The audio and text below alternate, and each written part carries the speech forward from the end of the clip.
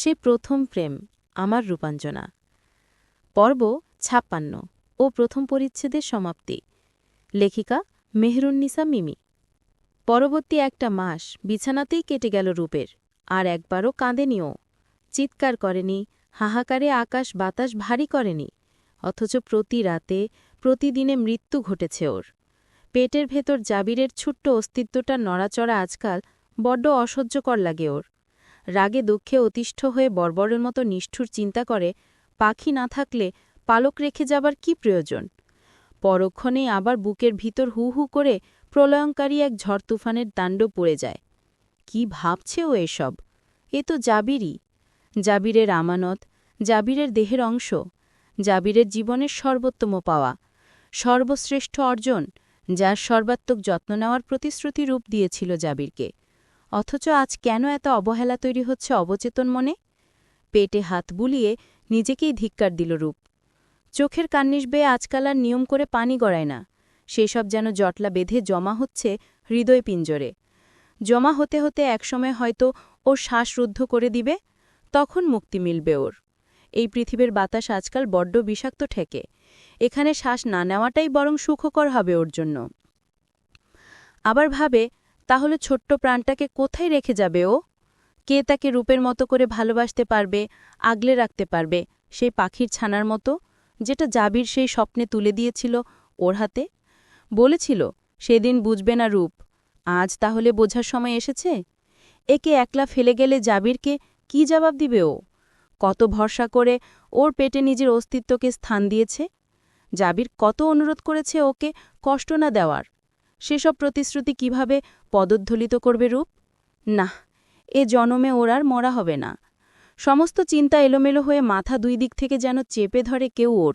আশেপাশের সকল শব্দ বিলীন হয়ে কানে বাজে ধাতব একটা দীর্ঘায়িত শব্দ, যেমনটা মাঝে মাঝে মসজিদের মাইকে ভুলবশত তৈরি হয়। কান দুটো অবশ করে দেয় যেটা।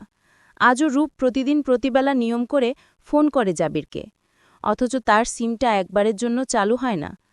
তার আইডির পাশে অ্যাক্টিভ শব্দ ভাসে না, সবুজ আলো জ্বলে না। এ কেমন নির্দয়তা, কেমন আক্কেল লোকটার, ভেবে পায় না রূপ। নাদিরা বেগম ফিরে গেছেন কিছুদিন আগে, শুধু পায়ে ধরাটা বাকি রেখেছিলেন রূপের। তবুও সাথে যায়নি ও। এই ঘর, এই বাড়ি, এই আঙিনা, সবখানে জাবিরের অস্তিত্ব আছে। তার গন্ধ মিশে আছে, পদধূলি মিশ্রিত পায়ের ছাপ আছে। ওই তো গ্যারেজে এখনও তার চকচকে কালো বাইকটা স্থির দাঁড়িয়ে আছে, যার গায়ে সাদা অক্ষরে লিখা এ যে চৌধুরী। হয়তো সে অপেক্ষমান, এই বুঝি মালিক এসে চেপে বসবে তার গায়ে। বহুদিনে মোর্চে দূর করে সে গা ঝাড়া দিয়ে চালিত হবে আবার। সারা ঘরময় জাবিরের ব্যবহার্য জিনিসপত্র, তার গায়ের গন্ধযুক্ত জামাকাপড়, সব তো এখানেই। কয়টা সাথে নিবে রূপ? আর নিলেও কি এরা নিজের জায়গায় যতটা মানাচ্ছে, যতটা প্রশান্তি দিচ্ছে, অন্যখানে গেলে কখনো পারবেই একই আবেগ তৈরি করতে? কখনো নয়। যে কোনো দিনই আবার ফিরবেন নাদিরা বেগম। রূপের ডেলিভারি ডেট যে ঘনিয়ে আসছে। সারাদিন শুয়ে শুয়ে কাটানোর ফলে হাত পা সমস্ত শরীর ফুলে উঠেছে রূপের। এক রাতে ওকে খাওয়াতে এসে আতকে উঠলেন রাজিয়া বেগম, জানালেন পানি এসেছে ওর গায়ে। ডাক্তারকে জানাতে তিনি বললেন নিয়মিত হাঁটাচলা করতে। অথচ রূপ সারাদিনে বিছানা থেকে নামে না, মাথা তোলারও আগ্রহ পায় না ও। রাজিয়া বেগম বোঝান, এই কথা দিয়েছিলি ওকে, কথার কি কোনো মূল্য নেই? মূল্য না থাকলে দিয়েছিলি কেন কথা? নিষ্পাপ বাচ্চাটাকেই বা কেন কষ্ট দিচ্ছিস রূপ? রাজিয়া বেগম জাবিরের নামটা ইদানিং উচ্চারণ করেন না। উচ্চারিত নামের অত্যন্ত প্রিয় মানুষটা আর নেই, এটা ভাবতেই বুক ভেঙে আসে। তাই যথাসম্ভব এড়িয়ে যান নামটা। এতে রূপও যেন খানিক স্বস্তি পায়। কারো মুখে এ নাম শুনলে যে ওরও চোখ অন্ধকার হয়ে আসে, নিঃশ্বাস ঘন হয়ে হাঁসপানি তৈরি হয়। শ্বাসকষ্টের মেডিসিনটা আজকাল নিত্যসঙ্গী হয়ে দাঁড়িয়েছে। একদিন রাজিয়া বেগম খেয়াল করেন শরীর ফুলে থাকার কারণে রূপের হাতের অনামিকায় পরা অসাধারণ কারুকার্য খচিত আংটিটা প্রায় কেটে বসেছে আঙুলে। এভাবে থাকলে রক্ত চলাচল বন্ধ হয়ে আঙুলি মরে যাবে। ধীরে ধীরে মনে হচ্ছেও তাই।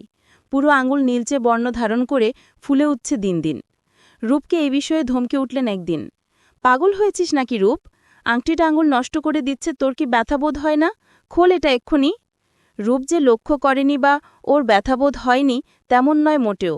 প্রথম যেদিন ব্যথায় টনটন করে উঠেছিল, ও হাত বাড়িয়েছিল সেটা খুলতে। মুহূর্তের মধ্যে মস্তিষ্কের কোথাও বেজে উঠেছে কিছু অভিমানী বাক্যগুচ্ছ। বাসর রাতে যে চেইনার প্যান্ডেন্টটা দিয়েছিলাম সেটা বড় অবহেলায় খুলে রেখেছিস রূপ, কিন্তু এই আংটিটা সামান্য হলেও এর কানায় কানায় জড়ানো থাকবে আমাদের জীবনের ঝলমলে কিছু রঙিন স্মৃতি। চেইনের বিষয়টা ছাড় দিলাম, তবে এটা কখনো খুলতে যেন না দেখি। যতবার এটার উপর আমার চোখ পড়বে স্মরণ করব কতটা ভালোবাসায় আমরা এই রাত উপভোগ করেছিলাম। আমরা বিদ্যুতের গতিতে হাত সরিয়েছে ও। কি করতে যাচ্ছিল ও? ওর ব্যবহারের জাবির কতটা আহত হয়েছিল ভেনিসের সেই রাতে তা উপলব্ধি করার পর সাথে সাথে প্রতিজ্ঞা করেছিল কখনো আঙুল থেকে বের করারও স্পর্ধা করবে না আংটিটা। এমনকি মৃত্যু যেদিন করা নাড়বে সেদিনও শেষবার এই আংটিতে চোখ বুলিয়ে চিরদিনের জন্য চোখ বন্ধ করতে চায় রূপ। সবাইকে অনুরোধ করবে কবরস্থ করার সময়ও যেন আংটিটা, চেইন আর লকেটটা ওর গা থেকে খুলে নাও না হয়। ওর অস্তিত্ব হয়তো সময়ের পরিক্রমায় মাটির সাথে একাত্ম হয়ে মিশে যাবে, কিন্তু ধরনের সেই অন্ধকার গহ্বরে জাবিরের ভালোবাসার প্রতীক হিসেবে ধাতব এইসব জিনিসগুলো আজীবন ওর দেহের আশেপাশেই রয়ে যাবে। এটুকুই হবে মৃত্যু মুহূর্তে ওর পরম পাওয়া। এসব ভেবে ভেনিস থেকে ফিরে বাড়িতে পা রেখেই সর্বপ্রথম যে কাজটা করেছিল সেটা হচ্ছে অবহেলায় ফেলে রাখা জাবিরের সেই প্রেম মিশ্রিত উপহারটা গলায় ঝুলিয়েছিল যত্নের সাথে। অনুশোচনার তপ্ত নিঃশ্বাস ফেলে ভেবেছিল জাবির কতটা কষ্ট পেয়েছে ওর এই আচরণে। পরবর্তীতে অবশ্য ক্ষমা চেয়ে নিয়েছিল। রাজিয়া বেগমের ধমকে রূপ আজ আবারও সেই আংটির দিকে তাকাতেই স্পষ্ট কানে বাজল কিছু হৃদয়গ্রাহী বাক্য। স্বপ্নের নগরী প্যারিসের ইনফরমেশন ব্যুরোর মেয়ের পরিষ্কার ইংরেজিতে বলা সেই কথাগুলো। প্যারিসের এই সময় আর ফিরে আসবে না। দ্বিতীয়বার যদি আসো নতুন সময় তৈরি হবে। ততদিনে বদলে যেতে পারে জীবনে অনেক কিছু। সত্যিই তো, আর ফিরে আসবে না সেই সব সময়। বদলেও তো গেল অনেক কিছু। আর কি যাবে রূপ, যেখানে ধুলো আস্তরণের নিচে ফেলে এসেছিল ওদের দুজোড়া পায়ের ছাপ? কখনোই যাবে না রূপ। ওখানে যে জাবিরের সাথে অসংখ্য স্মৃতি, তাহলে সেই মানুষটাকে ছাড়া কিভাবে যাবে ও? অথচ জাবির কথা দিয়েছিল আবারও নিয়ে যাবে। কথা কেন রাখতে পারে না স্বার্থপর পৃথিবীর স্বার্থন্বেষী মানুষগুলো? কই নিজে তো ঠিকই চলে গেল দূর অজানার ভ্রমণে। রূপকে কেন নিল না তবে? আজকাল তাদের সুখময় স্মৃতিগুলো টিভির রঙিন পর্দার মতো জীবন্ত হয়ে চোখের সামনে ধরা দেয় রূপের। মনের পর্দায় বারবার ভাসে প্যারিস, সুইজারল্যান্ডে কাটানোর সময়গুলো। জুরিখের হানিমুন সুইটে জাবির যখন ওকে আষ্টেপৃষ্ঠে জড়িয়ে ধরে ভালোবাসার কঠিন স্বীকারোক্তিগুলো উচ্চারণ করেছিল, রূপ তখন ভেবেছিল এমন এক উন্মত্ত প্রেমিকের উত্তাল প্রেম ও কি করে অদেখা করেছে এতদিন। এই পাপের জন্য ওর শাস্তি হওয়া উচিত। আজ মনে হচ্ছে নিজের অবেচতনে আকাঙ্ক্ষিত সেই শাস্তিও পাচ্ছে। তবে এতটা জঘন্য শাস্তি কি ওর আদৌ প্রাপ্য? জানা নেই। তখনও ভেবেছিল, আজও ভাবছে, ইউরোপে কাটানো দিনগুলো কখনো ভুলবে না ও। এক একটা মিলিসেকেন্ডও ওর মনে থাকবে। জাবির নেই, অথচ জাবিরের স্মৃতি ছাড়া আজ আর কিছুই নেই ওর অন্তরে। প্রচণ্ড নড়বড়ে মানসিক অবস্থায় একদিন রূপকে ভেঙে আরও গুড়িয়ে দিল এক চাপা খবর। আফিয়া বেগম নিজেই বহন করে আনলেন সেটা। রাফিন বিয়ে করতে চায় রূপকে। এখনই তাড়া নেই। বাচ্চা জন্মের পর পর্যন্ত সে অপেক্ষা করবে, সমস্যা নেই। এটা যেন একটা প্রস্তাব বা সংবাদ ছিল না। যুদ্ধরত স্থান থেকে পরপর দাগিয়ে বসা এক একটা কামানের গোলা ছিল প্রতিটা শব্দ। ভেঙে গেল রূপ আবারও। যতটা কঠিন চিত্তে জাবিরের স্মৃতির মাঝে নিজেকে লেপ্টে রাখতে পড়ে রয়েছিল এই বাড়ির চার দেয়ালের মধ্যে, সেই চিত্ত ভেঙে খান খান হল নিমিষেই। অথচ আফিয়া বেগম ভেবেছেন এতে বুঝি রূপ শান্ত হবে, নিশ্চিন্ত হবে। কিন্তু ও ভগ্ন হৃদয়ে সব স্মৃতি পিছনে ফেলে চলে গেল চৌধুরী বাড়ি, ভালোবাসার মানুষের আবাসস্থল ছেড়ে। সবাই দীর্ঘশ্বাস ফেললেও তেমন মাথা ঘামাল না। ভাবল, বাচ্চা হওয়ার পর এই বিষয়ে কথা বলা যাবে। এক সন্ধ্যায় রূপ ছাদ বারান্দায় বসেছিল আবারও। দিগন্তে অনমনা হয়ে তাকিয়ে থাকায় কখন রাফিন এসে পাশে বসেছে টের পায়নি। টের পেতেই চোখ ঘুরিয়ে কাষ্ঠ কণ্ঠে বলল, আমার অনুমতি ব্যতীত আমার ঘরে প্রবেশ করার সাহস কোথায় পেলেন আপনি? রাফিন একটা দীর্ঘশ্বাস ফেলে বলল, এত নির্জীব হয়ে পড়ার কিছু নেই রূপ। তোমার বয়স অল্প, গোটা জীবনটাই পড়ে আছে। এভাবে নিশ্চয়ই কাটাতে পারবে না। কাউকে পাশে দরকার, অন্তত তোমার সন্তানের ভবিষ্যতের জন্য হলেও। নিজের ভাইয়ের জন্য যেমন আমার দুঃখ হয়, ততটাই তোমার জন্যও হয়। তোমাকে এভাবে ভেঙে পড়তে দেখাটা মোটেই সহনীয় নয় কারো কাছে।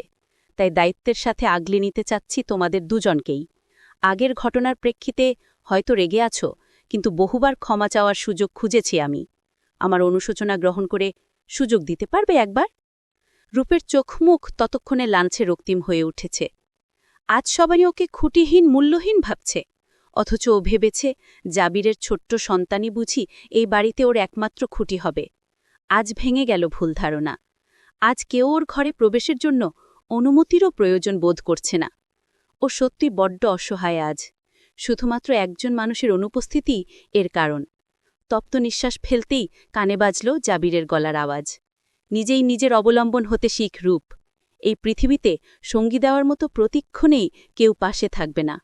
আজ আমি আছি, কাল অনুপস্থিত থাকতে পারি, কিন্তু তাই বলে আমার অনুপস্থিতিতে তুই কারো জঘন্য কথাবার্তা হজম করেছিস, বৈরী পরিস্থিতিতে দুর্বলের মতো কাবু হয়েছিস, এসব শুনে আমি কখনোই শান্তি পাব না। সুতরাং কে কি ভাবল বা ধারণা করবে সেটা না ভেবে নিজের ভিত্তি মজবুত কর, নিজেকে দৃঢ় কর। এতটুকু নিশ্চিন্ত থাকিস, আফনান জাবির চৌধুরীর বউ হিসেবে কেউ তোর প্রতি উত্তর নিয়ে মন্তব্য করার সাহস পাবেন না। আজ হয়তো এসব কথার কোনো অর্থ বা মূল্যবোধ খুঁজে পাচ্ছিস না, কিন্তু একদিন এমনও হতে পারে আমার এই কথাগুলোই জীবনের সবচেয়ে বড় সত্য এবং কার্যকরী হিসেবে তোর জীবনের পথ সহজ করবে। এই কথাগুলো আজ এত সত্য লাগছে কেন? তিক্ত বা অসহনীয় হলেও অনস্বীকার্য সত্য আজ সব কথা। তাহলে কি জীবন ঘুরে ফিরে ঠিকই ভবিষ্যৎবাণীর সত্যতায় দাঁড় করায় মানুষকে? বিরক্তি নিয়ে শুনলেও জাবিরের প্রতিটা বাক্য মনে আছে রূপের। তার সেই তীব্র অধিকারবোধ নিয়ে শাসনাও তো ভুলে নিও। তুই শুধু আমার রূপ, শুধু আমার জন্যই জন্মেছিস তুই। আর কারো অধিকার নেই তোর দিকে চোখ তুলে তাকানোরও, থাকা নিষিদ্ধ। সম্রাটের সিংহাসনে যেমন কেবল রাজরক্তের অধিকার, তেমনি তোর মনের সিংহাসনেও আজীবন আমারই একছত্র আধিপত্য থাকবে। কারো চোখের দৃষ্টিটাও যেন তোকে স্পর্শ না করে। মনে থাকবে? মনে না রেখে কি পারত রূপ? প্রথম যৌবনের আবেগে ভুল জায়গায় উঁকি মারলেও সত্যিকার ভালো তো ও জাবিরের ব্যক্তিত্বকেই বেসেছে। ও বুঝেছে এভাবে কখনোই রাফিনের মতো ঠুনকোমানা মানুষ ওকে ভালোবাসায় অবিরত জড়িয়ে রাখতে পারত না। আর তাই তো আজও পুরনো সে ঘৃণা মাথা চাড়া দিল রাফিনের প্রতি। রূপের কষ্টটা বেড়েছে যখন ও দেখল রাজিয়া বেগম কারো সাথে প্রতিবাদ করছেন না। তাহলে কি তিনিও জাবিরের ভালোবাসাকে বিলীন করতে সবার সাথে একমত? রাগী ঘৃণায় রূপকে ছাড়তে হলো এই ঘর, এই বাড়ি। আর কখনো হয়তো ফেরা হবে না। প্রতিটি জিনিস ছুঁয়ে দেখল সারা রাত ধরে। যাওয়ার আগে তালা মেরে নিজের সাথে নিয়ে গেল চাবিটা। এরপর যদি কেউ এই ঘরের দরজা খোলার কারণ হয়, তা হবে একমাত্র জাবিরের উত্তরসূরি, তার ঔরসজাত সন্তান। এর আগে কারো অনুমতি নেই। ফুরফুরে এক স্নিগ্ধকর মন মাতানো পরিবেশ, বাতাসেও কেমন মিষ্টি গন্ধ, পাখিদের কিচিরমিচিরে কান ঝালাপালা হওয়ার জোগাড়। 3 দিকের 3 জানালা খুলে দক্ষিণের জানালায় ঝিল বরাবর দাঁড়াতেই রূপের চোখে মুখে লুটিয়ে পড়ল ঝরঝরে শীতল বাতাস। শাড়ির আঁচুই পিছনে উড়ে গেল ঘরের ভিতর অনেক দূর। মুখে একটা নির্জীব হাসি ফুটে উঠেও আবার তা মিলিয়ে গেল বাতাসের ঝাপটার সাথে। বুকের ওপর হাত বেঁধে কোমর সমান নিচু জানালা গলে বাইরে তাকিয়ে আছে ও। দৃষ্টি সেই টলটলে ঝিলের উপর। বিড়বিড় করে উচ্চারণ করল, কথা দিয়েছিলেন সঙ্গে করে আবারও আনবেন এই ঝিলের পারে, অরণ্যগ্রামে। কথা রাখার বেলায় কি সব দায় কেবল আমারই, জাবির? ঝিলের স্বচ্ছ পানির উপর আজও বসে আছে 2টো বক, 2টো পানকৌড়ি। হয়তো সেদিনেরগুলো নয়, কিন্তু দৃশ্যপট এক হওয়ায় সেগুলো ভাবলেও দোষ হবে না। সবই তো একই রকম আছে, তাহলে মানুষ কেন থাকে না চিরদিন? ধোকা দিয়ে কেন পালায়? কি করে পারে? সেই প্রশ্নের উত্তর দিতেই যেন হাজির হল অসংখ্য অভিযোগে মুড়িয়ে রাখা রূপের সেই বিশেষ মানুষটা। পাশ থেকে ভ্রু কুচকে ধমকে উঠল, কতবার নিষেধ করেছি শাড়ি পরবি না? পরার একান্ত ইচ্ছে থাকলে ফালতু এসব শর্ত তুলে নে এখনই। রূপ ফিরে তাকাল না। ঠোঁটের কোণে শুধু কিঞ্চিত নিষ্প্রাণ হাসি হাসল। গত 5 বছর যাবৎ প্রতিনিয়ত শুনে আসছে সে এই কণ্ঠ। একদিনের জন্য মিস হয়নি, আজই বা কেন হবে? বরং ও অপেক্ষাতেই ছিল কখন জাবির এসে অযথা বিষয় নিয়ে ধমকে উঠবে ওকে। এ নিয়ে এখন আর রাগে না রূপ। অথচ আগে জাবিরকে ছাড় দিত না একটু কিছু বললেও। ওর রাগী চেহারা দেখে শয়তানি হাসি হাসত জাবির, যেন ওকে জ্বালানোর মতো শান্তিপূর্ণ কাজ তার জীবনে আর দ্বিতীয়টা ছিল না। ছিল না? রূপ ভাবল, হ্যাঁ, ছিল নাই তো। সবই আজ অতীতবাচক ক্রিয়া দিয়ে স্মরণ করতে হয়, কারণ মানুষটা যে অদূরে হারিয়ে মিশে গেছে কোথাও সেই 5 বছর আগের এক নির্দয় রাতের আধারে। আজও রূপের কলিজায় পাথর চাপা পড়ে যখন ভাবে কতটা ঠান্ডা ছিল এই আটলান্টিকের সেই পানি।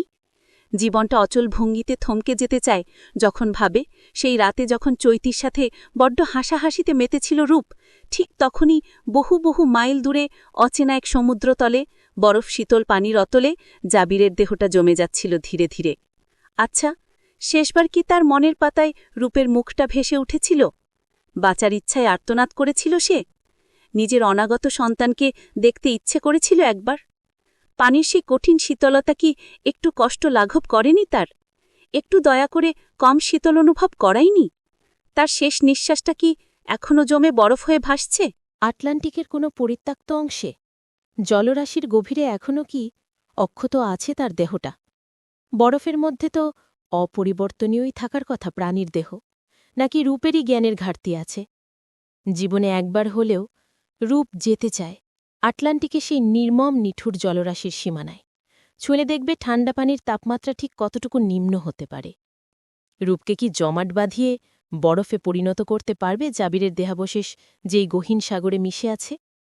সেই জল ছুঁয়ে রূপ অনুভব করবে তাকে? পানির বিন্দু বিন্দুতে কি জাবিরের অস্তিত্ব মিলবে না? পানি ছুলে কি তাকে ছোঁয়া হবে না?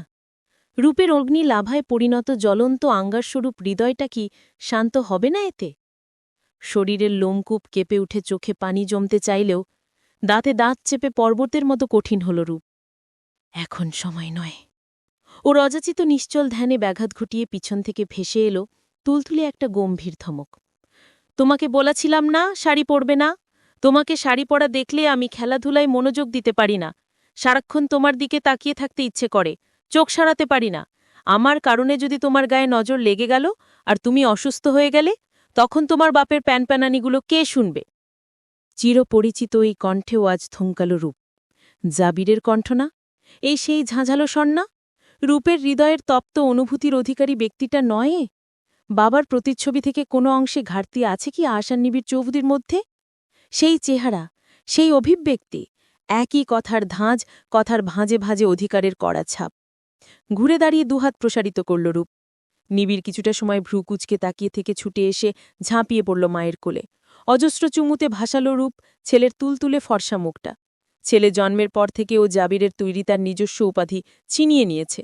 নিজেকে চেইন কিসার দাবি করে বুক ফুলিয়ে সেকেন্ডে ১২০ বার চুমু খায় ছালেকে। দেখলেই চুমুর পিপাসা জাগে। জাবিরেরও নিশ্চয়ই একই রকম পিপাসা হতো রূপকে দেখলে। চুমুতে চুমুতে অস্থির হয়ে নিবিড় দুহাতে গাল ঘষে নেমে গেল মায়ের কোল থেকে। দরজা দিয়ে ছুটে বাইরে চলে গেল।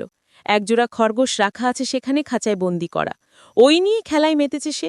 রূপ মৃদু হেসে দাঁড়াল গিয়ে পশ্চিমের জানালাটার সামনে, যেখানে দাঁড়িয়ে বহু বছর পূর্বে ভালোবাসার ছোঁয়ায় সিক্ত করেছিল ওকে জাবির। এখান থেকে সোজা তাকালে দেখা যেত কৃত্রিম হাতে তৈরি ছোট্ট একটা ফুলের বাগান। আজ আর সেটা ছোট্ট বাগান নেই, বিরাট বোটানিক্যাল গার্ডেনে পরিণত হয়েছে। গত কয়েক মাস ধরে রূপ চেষ্টা করে যাচ্ছিল এই একই কটেজটার টিকিট নিতে। অবশেষে আজকেরই বুকিং পেয়েছে। ভেবেছিল এতদিনে পাল্টে গেছে হয়তো আশেপাশের পরিবেশ, কিন্তু এসে দেখল সামনের কয়েকটা গাছপালা কাটা ছাড়া তেমন কোনো পরিবর্তন ঘটেনি। রিসর্ট এরিয়াটা একটু প্রত্যন্ত অঞ্চলে হওয়ায় এটার পরিচিতি কম, চলে না বললেই হয়। তাই কোনো রকম উন্নতি করতে পারেনি পরিচালক। এতে বরং রূপের উপকারী হয়েছে। সেই পুরনো পরিবেশ পেয়ে স্মৃতিগুলো আজ আরও তরতাজা হয়ে রোমন্থিত হচ্ছে অন্তরে। কাল নিবিড়কে নিয়ে যাবে সেই গ্রাম পেরিয়ে এর চেয়ে বড় যে রিসর্ট কাম অ্যামিউজমেন্ট পার্কটা আছে সেখানে। ছোট্ট ছেলেকে নিয়ে রূপ একাই এসেছে, এমনকি থাকেও ওরা দুজন একাই। চৌধুরী বাড়ির চৌকাট আর কখনো মারায়নি রূপ। জাবির জন্মের পর বাবার বাড়িতে থেকে পড়াশোনাটা শেষ করেছে। বড় বিরক্ত ও অসহ্য লাগতে ওর। জাবিরের বলা প্রতিটি কথা ওর মস্তিষ্কে আঘাত হানত। পড়ালেখা নিয়ে এক চুল ছাড় দেয়নি কখনো জাবির। পড়া শেষ হওয়ার আগেই জাবিরের কোম্পানির দায়িত্ব বুঝে নিয়ে একা থাকতে শুরু করেছে রূপ। কোম্পানির বিরাটকায় এসব কাজকর্মে ওর মোটেও আগ্রহ ছিল না, বরং এসব কাজকর্ম ওর বিতৃষ্ণা লাগত। কিন্তু ভবিষ্যতে নিবিড়কে সবটা বুঝিয়ে একটা সুন্দর ভবিষ্যৎ তৈরি করে দেওয়ার তাগাদ থেকে কোম্পানিতে জয়েন করে ও। প্রায় সময় শর্মী আসে ওদের দেখতে, মাঝে মাঝে নিজ ইচ্ছাই থেকেও যায়, কারণ সম্পর্ক তো এখনও আছে, হোক না খানিকটা ভাঙাচোরা। শর্মীর একটা ছেলে হয়েছে, বয়স এখন 2 বছর, নিবিড়ের 3 বছরের ছোট। রূপ অফিসের সময় নিবিড়কে রেখে যায় মায়ের কাছে, আবার ফিরার সময় নিয়ে যায়। বাবা মায়েতে প্রচুর ঘ্যানঘ্যান করেন। বাড়িটাতে মানুষজন নেই। নাফিজ ও নাইলা কয়েক বছর আগে বিদেশ ছেড়ে চলে এসেছে। বাবার বাড়িতে রূপের অধিকার আছে, ও কেন সেখানে না থেকে জীবনটাকে এত কষ্টকর বানিয়ে নিয়েছে, এই নিয়ে ওনাদের অসংখ্য অভিযোগ। রূপ চায় না জাবিরের সন্তানকে কেউ করুণার চোখে দেখুক, কেউ কখনো বলতে পারুক তাদের আশ্রয় বড় হয়েছে। তাই তোর এই দুর্গম পথ চলা। জানালা দিয়ে অদূরে তাকিয়ে তপ্ত শ্বাস ফেলে রূপ ভাবল, জীবনটা সত্যি এত যন্ত্রণাদায়ক না হলেও পারত। তুমি এভাবে একলা আমায় ছেড়ে না গেলেও পারতে জাবির। অনির্দিষ্টের দিকে তাকিয়ে চোখ ঝাপসা হয়ে আসছে রূপের বারবার। জাবিরের গাওয়া শেষ দিনে দুটো লাইন মনে পড়তেই কয়লার দগদগে আগুনের মতো জ্বলে উঠল বুকটা। ধরা গলায় হঠাৎ গুনগুন করে উঠল, মেঘের ওপর আকাশ উড়ে, নদীর পার পাখির বাসা, মনে বন্ধু বড় আশা, যাও পাখি যা রে উড়ে, তারে কইও আমার হয়ে, চোখ জলে যাই দেখবো তারে, মন চলে যায় অদূর দূরে। এরপর আর গাওয়া হলো না। যতবার চোখ জলে যায় দেখব তারে লাইনটা গায়, রূপ স্থির থাকতে পারে না। এটা যে ওর নিজেরই উত্তপ্ত লাভার মতো জ্বলন্ত হৃদয়ের আকাঙ্ক্ষা। সত্যিই তো চোখ জ্বলে যায়। কান্নার দলাগুলো শক্ত হয়ে গলাটা এত ভার হয়ে ব্যথা করে উঠছে, রূপের মনে হলো এই বুঝি রূহ বের হয়ে যাবে। প্রতিক্ষণে এমনটাই তো অনুভূত হয়। চোখের পানি না ঝরলে চাপা বেদনাগুলো গলায় আটকে থাকে। এভাবেই কি শ্বাসরুদ্ধ হয়ে মরবে ও একদিন? আহ, কতই না প্রশান্তি পেত প্রাণ পাখিটা উড়ে গেলে। উড়ে গিয়ে পাখিটা সত্যি সত্যি প্রণয় পুরুষটার কাছে তার বিরহে দগ্ধীভূত হওয়ার সংবাদটা পৌঁছাবে তো? চলবে। পরবর্তী পরিচ্ছেদের সমাপ্তি। পরের পরিচ্ছেদটি হচ্ছে সমাপ্তি পর্ব। যদি ভালো লেগে থাকে একসাথে দুটো পর্ব লাইক করবেন। গল্প রচনা করেছেন, ভালোই লেগে থাকবে বলছি, অনেক ভালো লাগার একটা গল্প। আর আমরা শেষ জায়গাটা এসে দাঁড়িয়েছি, মানে গল্পটা এসে কীরকম জায়গায় দাঁড়িয়েছে ভাবুন, যে সম্পর্ক কিন্তু কিছুটা ভাঙা হলেও পরিস্থিতির কোনো পরিবর্তন হয়নি। শর্মী জোরে লাগার চেষ্টা করছে, ছেলেকে বড় করার চেষ্টা করছে রূপও, আর মা বাবা আগে যেমন ছিলেন তেমনই ভগ্নী নয় ঠাকদি। তো আমরা এখান থেকে বুঝতে পারছি যে শেষ পর্যন্ত বিদ্যুৎ প্রবাহিত করছে না, আগুন দড়াচ্ছে, দুজনের হৃদয় তাকে তপ্ত করে দিচ্ছে। তার যে হৃদয়, তাদের যে অনুভূতি, তার বড় পিপাসা জাগছে, কে কথাকে যায় তা ভার। আর এই জ্ঞান থেকে দেখতে গিয়ে আমরা বুঝতে পাচ্ছি যে দুজনেরই তার জীবনটার সোনার হারা বাট জানাচ্ছে। তো এইবার কিন্তু হলুয়ারির শেষ দিনে দেখুন সিচুয়েশন কিভাবে ঘুরে এলো, গরিব থেকে বড়লোকের দিকে মুভ করল। তাহলে পর্বটা এমন কেন দেওয়া হলো সেটা আমি আগেরবারই বলেছি এবং নিশ্চয়ই গিমা তাদের উত্তর দিতে পারবেন। তাহলে তবে কি পর্বের সমাপ্তি চাইছেন যেভাবে আশা পরিকল্পনা করে বেরিয়েছিলাম তাও নিশ্চয়ই জানাবেন। আপনাদের অভিমতের ভিন্নত অবতারণা রয়েছে বলেই তো আরও পর্বগুলো দিলে সুবিধে হয়। তো এই পর্বটি কেউ চাইলাম না আর লম্বা করতে, যতটুকু ছিল এই পর্যন্তই বিদায় এবার নিতেই হবে। পরের পর্বে আবার দেখা হবে। জাবিরঞ্জনার চিঠিদয়, মেহেরুন্নিসা মিমি। নিস্তব্ধ নিশুথি রাত। নিশুথি হলেও অবশ্য নিস্তব্ধ ঠিক বলা যাচ্ছে না, কারণ রাতের স্তব্ধতা বিদীর্ণ করে ঝমঝম রীতিতে তুমুল বর্ষণ বয়ে যাচ্ছে ধরনীর বুক জুড়ে। কনকনে হিমেল হাওয়ায় বারান্দার সাথের জানালার ভারী পর্দাটা উঠছে অনেক দূর পর্যন্ত। বারান্দার দরজাটার সাথে সাথে পাশের জানালাটাও হাট করে মেলে রেখেছে রূপ।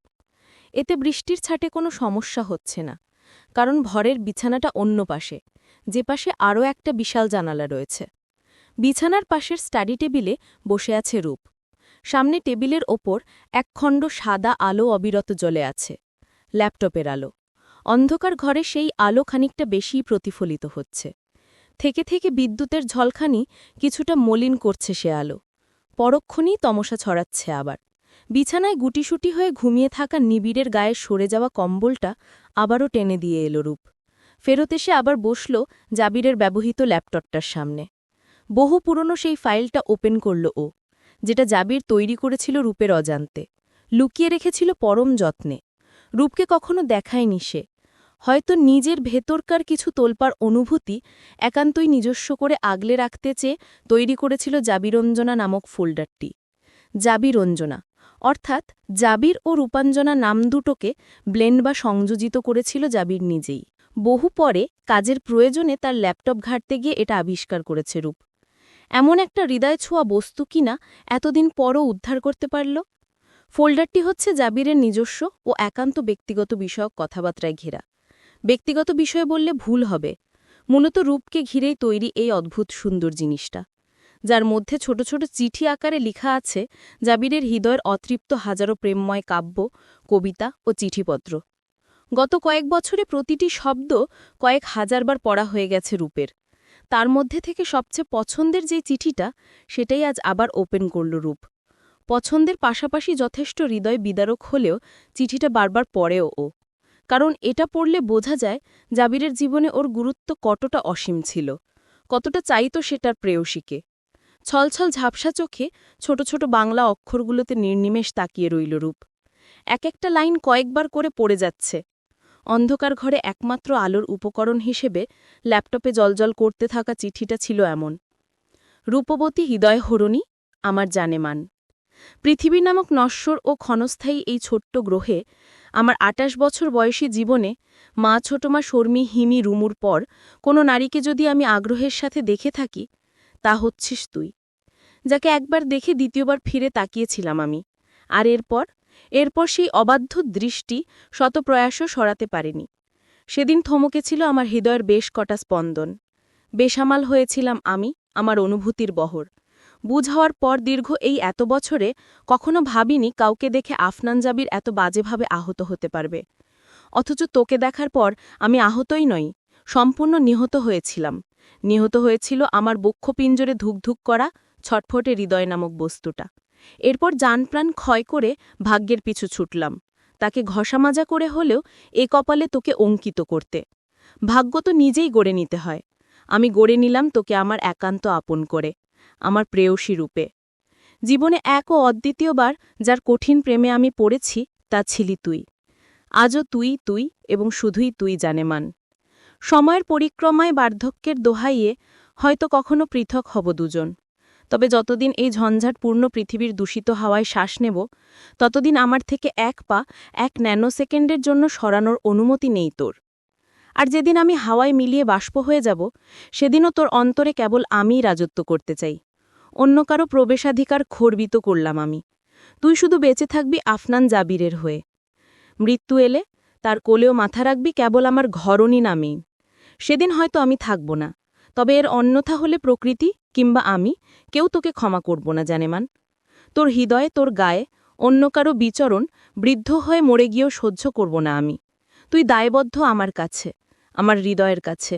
পরিশেষে জানেমান, তোকে ভালোবেসেছি। মৃত্যুর পর কোথায় থাকব জানি না, তবে অবধারিতভাবে সেখানেও কেবল তোকেই ভালোবাসব, তোর আকাঙ্ক্ষাতেই পথ চেরোব। নশ্বর পৃথিবীতে যেমন তোকে কেড়ে নিয়েছিলাম, প্রয়োজনে সেভাবেই আখিরাতে আরও একবার ছিনিয়ে নেব তোকে, আমার করে নেব। পরিশেষে সর্বদা হাসিতে ভুবন মাতিয়ে রাখবি, আমাকে ভালোবাসবি। ইতি। তোর প্রেমে উদ্ভ্রান্ত প্রেমিক পুরুষ। চিঠি নামক ফাইল হলেও এসব চিঠি কখনোই রূপকে পাঠায়নি জাবির। পড়া শেষে রূপ উত্তপ্ত শ্বাস ফেলে চোখ মুছল। পাশ থেকে টেনে নিল সাদা নোটপ্যাড আর কলম। মনে মনে হাজারো আহাজারি অভিযোগ জাবিরকে উদ্দেশ্য করে প্রকাশ করলেও কখনো লিখা হয়নি কিছু। তবে আজ এই বৃষ্টিময় নিকষ আঁধারিয়া রাতে ভীষণই ইচ্ছে হচ্ছে প্রথমে এক পৃথিবী উজাড় করা ভালোবাসায় সিক্ত করে অবশেষে ওকে ছেড়ে যাওয়া নিঠুর প্রণয় পুরুষটির নামে কিছু লিখতে। রূপ ল্যাপটপের বিচ্ছুরিত সাদা উজ্জ্বল আলোতে লিখতে শুরু করল জাবিরের অনুকরণেই ছোট্ট একটা চিঠি। জাবির। আবেগঘন এক চিঠি লিখতে বসে কলম ধরার পরপরই বুঝতে পারলাম আবেগের কিচ্ছুটি কালিতে আসছে না, কাগজে ভাসতে চাচ্ছে না। সব আবেগ যেন দলা পাকিয়ে আটকে গেছে শ্বাসনালীতে। থকথকে সেই দলা শ্বাসক্রিয়া থামিয়ে দিতে চাচ্ছে আমার, যেমনটা প্রতিক্ষণ চেয়ে আসছে আপনি উড়াল দেওয়ার পর থেকে। মনে আছে জুরিখের হোটেল সেগার্টেনে আমাকে বুকে আঙলে কী সব অনুরক্তি উচ্চারণ করেছিলেন আপনি? আমার তো স্পষ্ট মনে আছে প্রতিটি শব্দ, কারণ শব্দগুলো যে আমার হৃদয়কে চির শীতল করেছিল। জানি না কেন রূপ তোর থেকে ১ সেন্টিমিটার দূরত্বে গেলেও অসহ্য করা এক হাহাকারের সম্মুখীন হই। এই তো তুই সাথেই আছিস, বুকেই জায়গা করে নিয়েছিস, তবুও বড্ড হাঁসফাঁস লাগে। আমি কখনো এতটা বিচলিত হইনি নিজেকে নিয়ে। ইদানিং হচ্ছে মনে হচ্ছে বাজেভাবে আমি আসক্ত, অবসেসড হয়ে পড়েছি তোর প্রতি। আগেও ছিলাম, তবে তুই আমাকে আপন করে নেওয়ার পর সেটা সীমা পরিসীমা ছাড়িয়ে মাত্রার বাইরে ছুটে চলেছে অবিরত।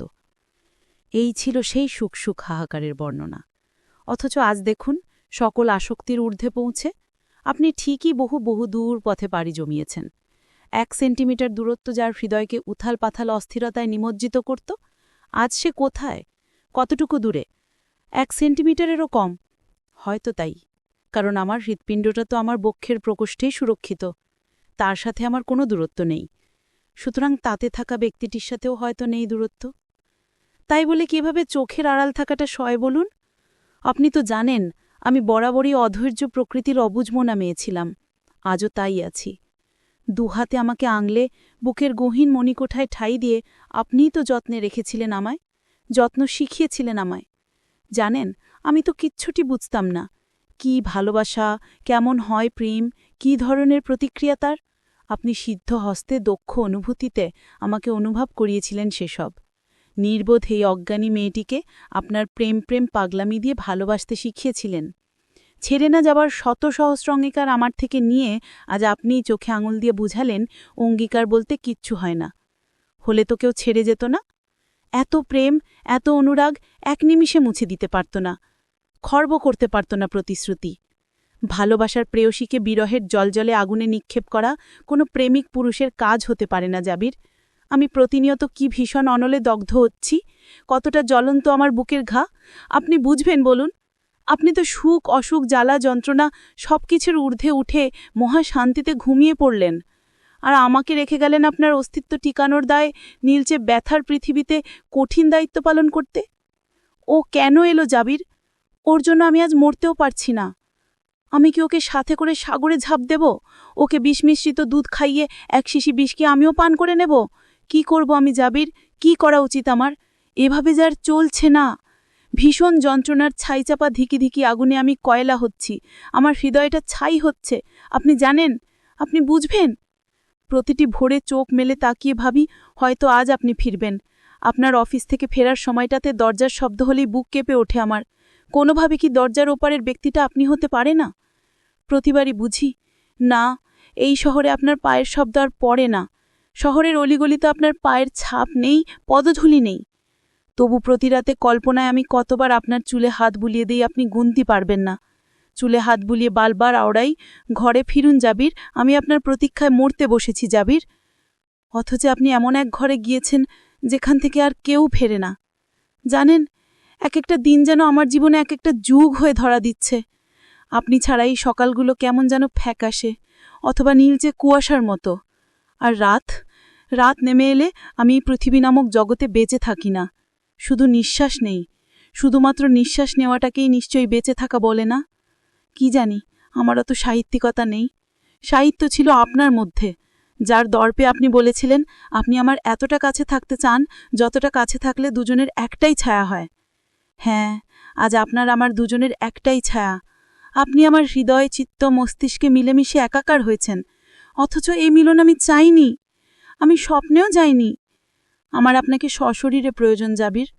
আমার সামনে এসে দাঁড়াবেন একবার চুমু খাওয়ার আবদার করে জ্বালাবেন আমায়, হট করে কঠিন বাঁধনে জড়িয়ে ধরে রক্ত চলাচল থামিয়ে দেবেন আরেকবার, আর একটাবার। নিশুতি রাতে যখন শিশিরে বাতাসে জানলার পাশে বসে থাকি, হঠাৎ আপনার ফিসফিসে কাঁপা কাঁপা গলা বেজে ওঠে আমার কানে, জাবির, খুব কষ্ট দিচ্ছ তোকে? হ্যাঁ জাবির, আপনি কষ্ট দিচ্ছেন, যন্ত্রণায় আমার দম খিচে নিচ্ছেন। এমন এক যন্ত্রণা যা কোনো ওষুধে সারে না, যে রেখে যেতে পারে অসংখ্য অসমাপ্তি, অপূরণীয় একাকিত্ব আর একটা ফুটফুটে প্রাণকে একা করে। তার চেয়ে নির্দয় এই পৃথিবীতে কে হতে পারে জাবির? আপনি কেন হলেন? ও যদি আমাকে কখনো প্রশ্ন করে আমার বাবা কোথায়, সেদিন আমি কি করে বাঁচব জাবির? বেঁচে থাকার সেই তন্ত্রমন্ত্র আমাকে না শিখিয়ে চলে যাওয়াটা অন্যায় হয়েছে আপনার। এই অপরাধের কোনো ক্ষমা আমার কাছে নেই, শুনে রাখুন। একা একা আমার আর ক্ষমতায় কুলাচ্ছে না টিকে থাকার লড়াইয়ে। এই লড়াইয়ে একজন সঙ্গীর প্রয়োজন। আপনি হতে পারেননি সেই সঙ্গী। মৃত্যু কি আমার একান্ত আপনজন একজন বন্ধু হয়ে নিজের কাঁধে আমাকে ঠাঁই দিতে পারবে? স্বপ্নে আমি আপনার উত্তরের অপেক্ষায় বসে থাকব অরণ্যগ্রামের ঝিল পাড়ে। আপনাকে দেখার আশায় বহুদিন পর আর 4টে সিট্যাক্সিন খেয়ে প্রতীক্ষায় বসে রব। আপনি আসবেন তো? ত্রিমাত্রিক এই জগতে না হোক, কল্পনায় ঘেরা সেই স্বপ্ন জগতে ধরা দেবেন তো আমার কাছে? আমি অপেক্ষায় রব জাবির। ইতি আপনার প্রেম পিপাসায় কাতর চাতক পাখি, আপনার প্রিয়সী, আপনার জানেমান। সে প্রথম প্রেম আমার রূপঞ্জনা। পর্ব 57, দ্বিতীয় পরিচ্ছেদ। লেখিকা মেহরুন্নিসা মিমি। মিহি উষ্ণ রোদে ঢাকা এক মিষ্টি মনোরম সকাল। চারদিকে শুভ্র তুষারের ছিটেছিটি। গতরাতে মোটামুটি ভালো অনুপাতেই তুষার ঝরেছে, সাথে বৃষ্টিও ছিল। রূপ সবসময় শুনে এসেছে লন্ডনের আবহাওয়া সারা বছরই বিচ্ছিরি। ঝিরিঝিরি বৃষ্টি যখন তখন লেগেই থাকে, শীতকালে একটু কমে। সকাল সকাল ঘুম থেকে উঠে জানালার মোটা ভেলভেটের পর্দা সরাতেই তুলতুলে রোদের আলো গায়ে আছড়ে পড়ল রূপের। ঘড়িতে সময় দেখল সকাল 7টা। ফ্রেশ না হয়েই আগে কিচেনে ঢুকে স্যুপের সরঞ্জাম তৈরি করে বসিয়ে দিল চুলোর ওপর। স্যুপটা নামিয়ে থার্মোফ্ল্যাক্সে ভরল ও। তারপর গেল হাত মুখ ধুয়ে কাপড় পাল্টে নিজে তৈরি হতে। যাওয়ার আগে ঘুমন্ত ছেলেটার মাথার চুলগুলো এলোমেলো করে দিয়ে চুমু খেল কপালে। তারপর আস্তে করে 2-1 বার ডেকে গেল। ছেলেটা এর মধ্যেই উঠে পড়বে। অতিরিক্ত ঘ্যান ঘ্যান ওর জন্য প্রয়োজন হয় না। বড্ড সতর্ক এবং নিষ্ঠাবান ছেলে। রূপ সব কাজ শেষে নিজে তৈরি হল, তারপর নিবিড়কে তৈরি করাল। দুজন মিলে খানিকটা ধীরে সুস্থেই ব্রেকফাস্ট সারল। তারপর নিবিড়কে ভারী পশমি সোয়েটারের উপর আরও একটা মোটা জ্যাকেট পরিয়ে দিল রূপ। নিজেও গায়ের টপসের উপর চাপিয়ে নিল লং কোট ও হাতে পায়ে উলের মোজা। একটা ব্যাগে ছাতাসহ অন্যান্য প্রয়োজনীয় জিনিসগুলো ভরে রওনা হল লন্ডনের এক অখ্যাত কিন্তু বিরাট হাসপাতাল ভিপস ক্রস ইউনিভার্সিটি হাসপাতালের উদ্দেশ্যে। লিফটে উঠতে উঠতে মনে মনে প্রার্থনা করল আজও যেন সেই লোকটার সাথে সাক্ষাৎ না হয়ে যায়। এই ভয়েই আজ যথেষ্ট দেরি করে বের হচ্ছে রূপ। তবুও বিশ্বাস নেই। যেমনটা ভয় পাচ্ছিল গ্রাউন্ডে নেমে ঠিক তেমনটাই ঘটল। গাড়ির গ্যারেজেই দেখা হয়ে গেল পরিচিত বাংলাদেশি লোকটার সাথে। চোখ মুখ কুঁচকে নিবিড়ের হাত ধরে লোকটাকে না দেখার ভান করে নিজের গাড়ির দিকে এগিয়ে গেল রূপ। কিন্তু বিধি বাম, লোকটা তাকে শান্তি দিলে তো। সে ঠিকই এগিয়ে এসে ডেকে উঠল, রূপ। রূপ থামল, পেছনে ঘুরে শীতল চোখে তাকিয়ে রইল। তা দেখে লোকটা ঈষৎ হেসে বলল, এখন তো আর তোমাকে চাচ্ছি না, এটা জেনেও এত রেগে থাকো কেন? রূপ নিবিড়কে গাড়িতে বসিয়ে দরজাটা বন্ধ করে দিল। আবার পিছনে ফিরে চোখ মুখ কঠিন করে বরফের মতো ঠান্ডা গলায় বলল, আপনার সাথে দেখা হওয়াটাও আমার পছন্দ নয় সাদাফ ফারিয়া, এটা জেনেও আপনি ডাকেন কেন? সাদাফ হাসল, গাড়ির চাবিটা এক হাত থেকে আরেক হাতে নিয়ে বলল, এ দেশে পরিচিত বলতে এত কাছে তুমিই আছো।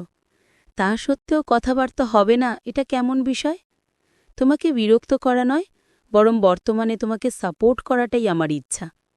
যেভাবে তুমি ধৈর্য ধরে আছো, এর বিনিময়েই সৃষ্টিকর্তা তোমার জীবনটা আবার রঙিন করে তুলবেন। আশা ছেড়ো না, ভেঙে পড়ো না, ভরসা রাখো।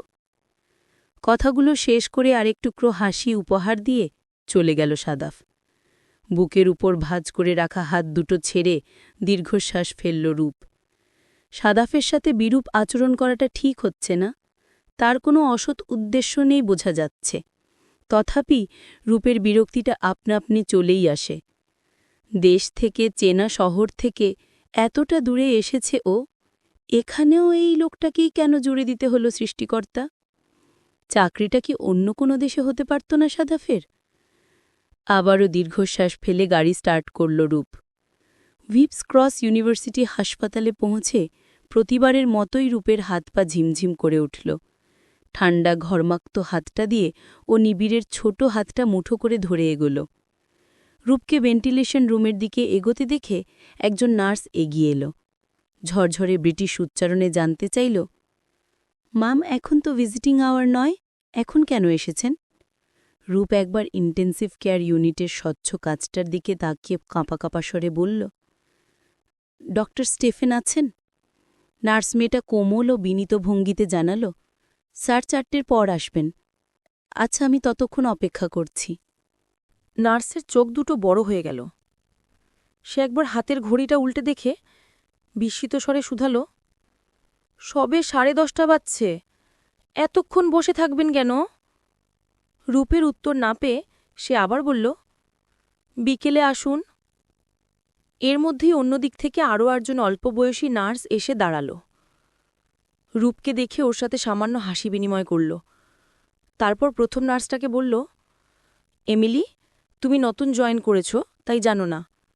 ইনি প্রায়শই এখানে এসে অপেক্ষা করেন, সময় অসময়ে, কখনো দীর্ঘক্ষণ বসে থাকেন, কখনো কিছুক্ষণ বসে থেকে ডাক্তারের সাথে আলাপচারিতা শেষে চলে যান।